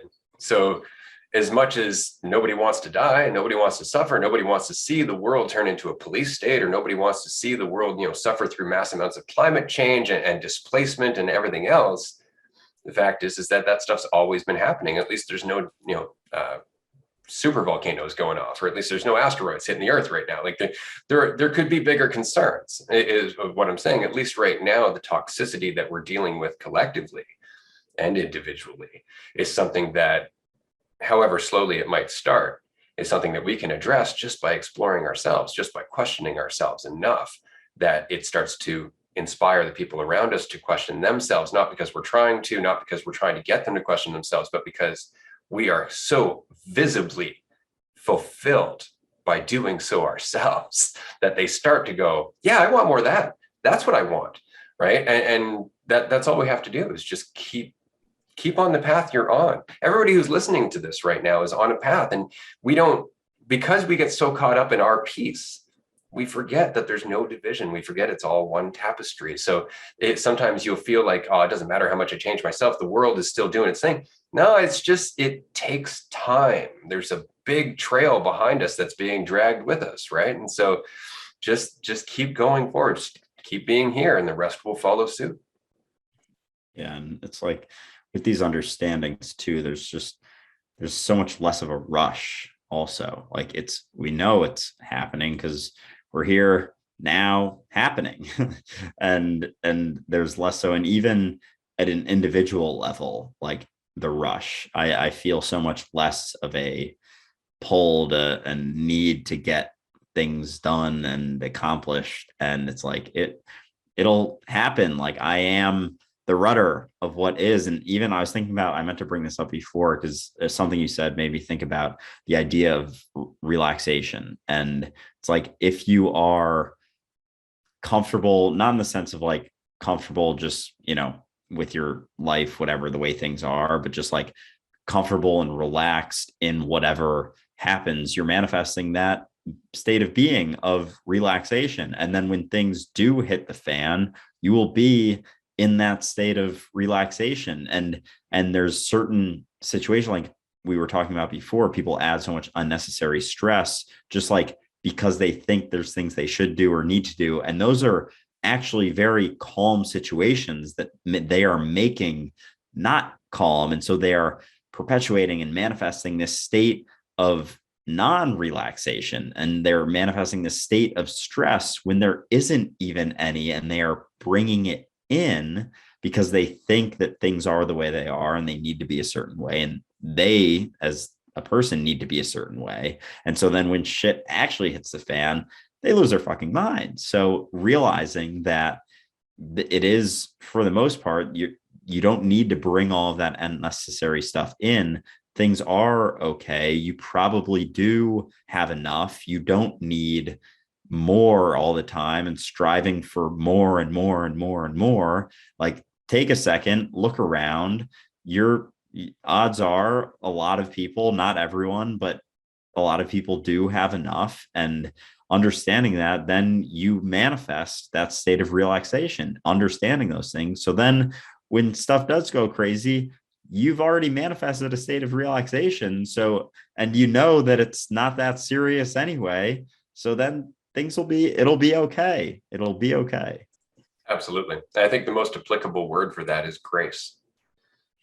Right. And that's what it is, right? You can say the grace of God or whatever you want to call it, right? But it's just grace. It's the ability to just fluidly move with what's happening as what's happening, without any attachment to the outcome or any attachment to a certain direction or anything. You're literally just feeling the flow. It's like Bruce Lee used to say that I don't hit. My fist hits for me. And it's because, the whole opens itself and boom, intelligence just acts if I allow it to. Right? Rather than trying to force it to go in a certain direction. And that's the point, is that state of mind that you experienced this weekend is always available to us. It's just the product of what we are, which is infinite, limitless intelligence embodied, right? But we short circuit that process by putting a fiction in there and then making this thing process that fiction instead of process reality as it's being experienced. Right. And so, yeah, it throws us all out of whack. It creates conflict immediately because now we're no longer in the flow. Now we're thinking about something else. It's like being in a conversation and thinking about another conversation that hasn't happened yet or happened yesterday. You're not reading those cues. You're not making the most of that experience. Right. And it's just because you're not in a state of mind where you can. And so whether it be through psychedelic experiences or near-death experiences or trauma or just hard work looking at yourself, or if you're just lucky enough to have a moment of clarity that changes your life, that state of mind is the entire point. It's the entire point. And it's not something society is going to help you get to. It's not something your friends can help you get to. It's not something that anything's going to help you get to, including psychedelics. Because if you're not willing to question, if you're not willing to be uncertain, if you're not willing to let go of what you think you know and all of the benefits you think it gives you, then you can't get to that state of clarity where you come into alignment with the world as it is you. You can't come into that state of clarity where you are now embodying that intelligence fully and allowing it to change reality through you, right? That's the whole point. It doesn't matter how you get there, just get there. And then once you're there, you'll figure it out, but stop trying to figure out what's going to happen once you get there. Like, that's one thing. It's like, well, when I'm enlightened, will life be like, stop before you even go there? It's like, there's no point in telling you what enlightenment is like, because then you're just striving for an ideal. Right? It doesn't work that way. Get there, it'll all make sense. You know, it's like the 10 commandments. It's like, you know, meet God, all of that'll make sense. Follow those commandments, you'll never meet God. Yeah. It's like along the way, you're just manifesting a existence that is constantly in a state of seeking.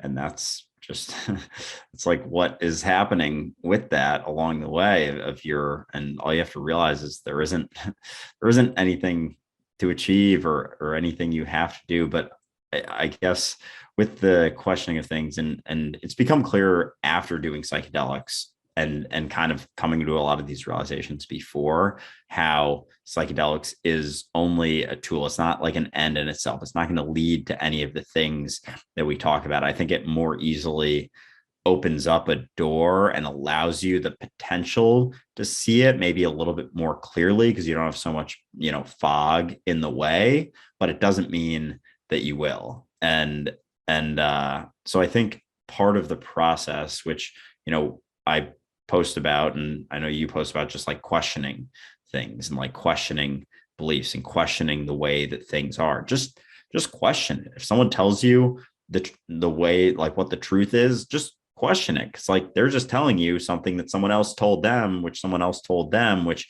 probably was misinterpreted by the person who said it. And so it's just like the whole time, every single day, all throughout everything you're doing, just question it. Just say like, is this the way it is? Are things just the way they are? Am I, this human?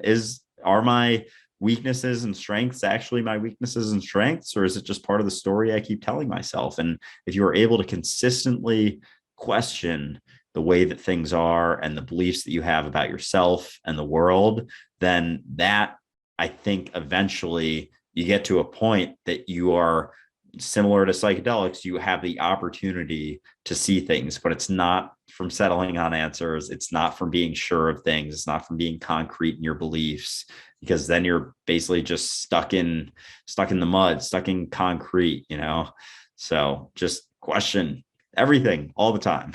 Absolutely, because there is a very big difference between a memorized concept and a recognized insight. Right. And that's it. Is that you can memorize concepts, but insights aren't conceptual. Insights are the ones that hit you so deep you go, oh, it's not like, oh, that's interesting. That's a totally different thing. It's the thing that shakes you so hard that your whole life has changed instantly as a result. And that's not a process of thinking conceptually or memorizing ideas or practicing ceremonies or any of that. It's just a matter of faith, humility, right, and self-honesty, all the stuff that every religious avatar has ever really talked about, and then got twisted into, but you got to do it as this particular religion, or you got to do it as, like, it's just so funny that we always end up, the truth is just right there, and then we try to make it into a concept, and it becomes a coat, and the coat hides the truth, and that's just how it goes, right? But I'm really interested to see how the insights that you're having right now are going to continue to progress, because I've been watching you since we started this podcast. You've been going through various different phases of this journey. It's been very cool to watch. And now you're getting to the point where, it's the experience of the being. This is why I always find it interesting that in the Torah, when Moses goes to Mount Sinai and he meets God, in the Old Testament, the Catholic Old Testament, when Moses is like, well, who do I say sent me? And it says, well, I am that I am. This is God's response, which I always thought was actually pretty apt. I just exist. that's what it is, right? But in the original translation, it was the being, which I think is really interesting because it's just being. It's just being. And there's nothing left to talk about on there. And oddly enough, when you look back at the people who have claimed to have talked to God, what they're discussing or describing is the experience that you have, except with slightly less responsibility, right? It's like, no, it was God talking to me. It's like, no, it was your intelligence echoing back. That's all it was, right? I mean, it's like, but I'm not that intelligent. Oh, okay. Well, that makes sense. Now I understand why you see that division. Yeah. Yeah. And it's like, since then too, because I have, if I had had that experience without having sort of the understandings, I would have just perceived it as what I like. If I was still, take me back, I don't know, 8 years, and I was still like, identified as being Catholic, and I had that experience, I'd be like, I would be like, I was in heaven talking to God. Like I saw God. And it's like, it totally makes sense. It's all based on your perception of how you're seeing it. Like even the fact that I saw a soul 2 weeks ago, like that probably influenced why the little souls popped up like that. But I knew that wasn't, and that's why I asked, like, oh, so there's a few of you. Immediately became one being. And then it started like, I think it turned into like a tree or something. And we're like, we're whatever you perceive us as. Like we're whatever, we can be everything and nothing. And yeah, it was crazy. And it's been cool to kind of go through all of this and be changing along the way, and be able to talk about it every week too is like awesome. But yeah, it's been quite a ride for sure. And I'm excited for, seeing what's to come as well. But what I was going to say before also is, after, with the perception of it, how if someone were to think that they were to perceive it as God, it would build up their ego quite a bit because they saw God.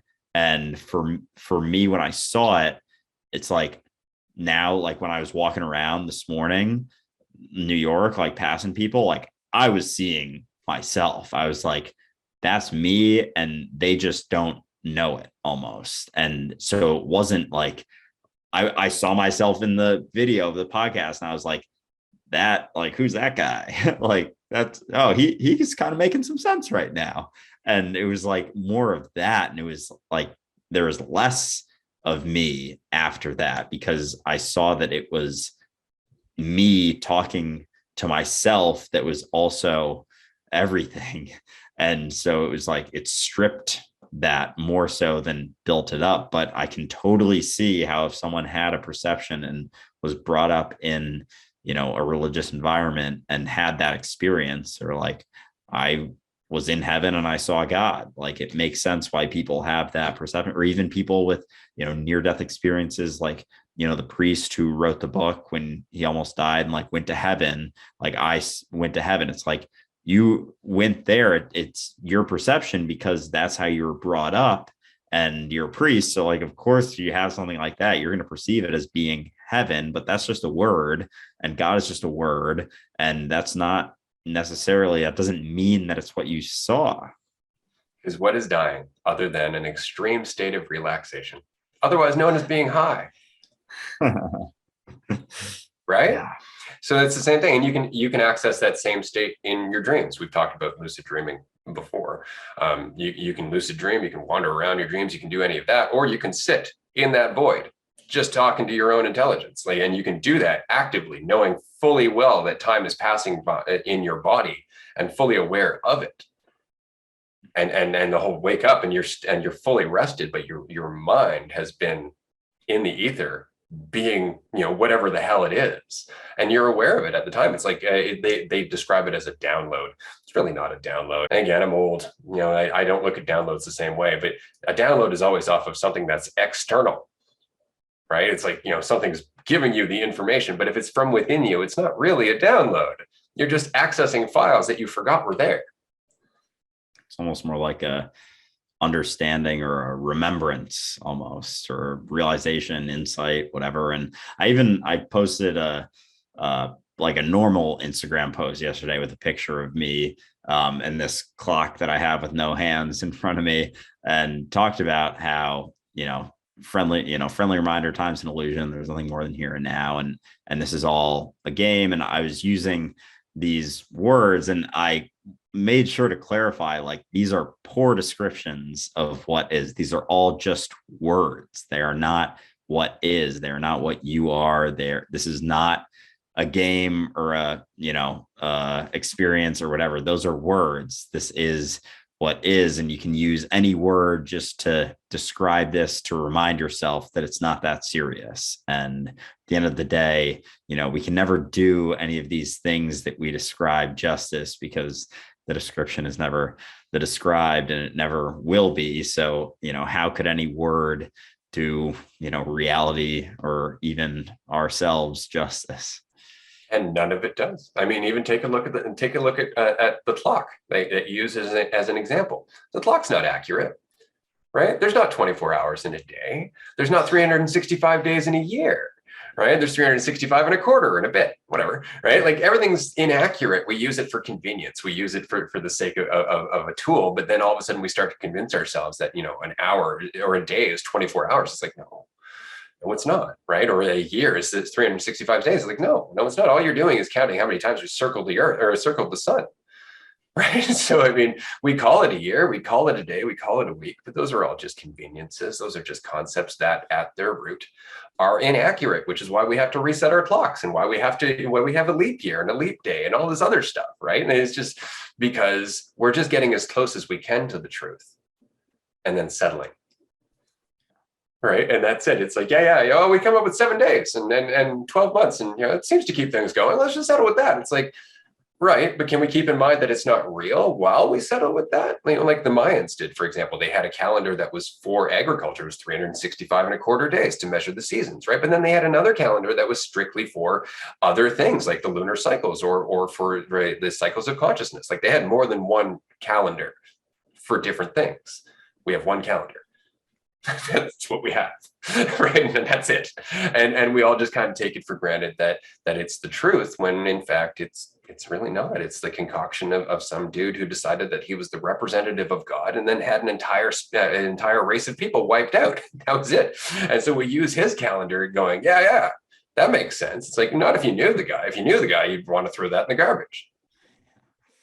Yeah. And I think that under, like, what I saw with that was, like, the real, like, we're not any separate. There is no right or wrong, but it's just, I think, just a slight difference in understanding, where you take it all seriously and you think of it as the truth, and that's it, versus seeing it, being able to use it as a tool, being able to use this experience of duality as an experience, but remembering that it's not the truth. It's not real in that sense. It is just an experience, and it's not that serious. It's just what is. But it's like that subtle difference between basically taking it all very seriously and remembering that it's not that serious. Are you committed to the duality, or do you see the unity? Which is why I love the name of our podcast, right? And that's the whole thing, because it's a dualistic experience that is at its core unitary. So the more we get caught up in the dualism, the less we see how we're united, the less we see that unity, right? And so it's not about leaving duality behind, because what fun is that? But it's about recognizing that they're both happening. They're both the truth. They're just different perspectives, right? They're just different experiences of existence, of yourself. It's all it is, right? And if we can recognize that and just learn to see it and balance it, everything changes accordingly. And I find that really fun to watch. I've watched it in my own life. I've watched it in other people's lives. I'm watching it in your life. I'm watching it in the comments and the suggestions and the questions that we get from other people. And it's inspiring, because there is no greater indicator to me that we are changing this reality, this planet, this system, or anything else, other than the fact that we are questioning this with such enthusiasm. That in itself inspires me daily. It's not that we're questioning it. It's not that, because that could easily be an intellectual exercise, and it is, like, how would you change the world? Write a report. But that's just all conceptual structure, right? Whereas, how do you feel about changing yourself? And it's like, on fire. Now I'm inspired. Now I know the world is changing because of you. That's all it takes. That's all it takes. And as more and more of us understand that, yeah, that fire is going to spread and things are going to change, but it's going to be an exponential and unexpected change. Let's put it that way, because all of a sudden it's going to go from night to day. That's why Jesus was saying, live like a servant whose masters might come home in the night, right? That's what he was talking about. He was just saying, like, don't lose your path, because things are going to turn sideways at some point. They're going to turn sideways hard. And everything you've been doing, everything you've been working on in yourself is going to make perfect sense. And everybody else who's been ignoring it is going to scramble because they've been wasting time, right? And that's all he was saying. So yeah, be aware that it's now. The moment's now. This is when things change. And it starts with you. Yeah, certainly.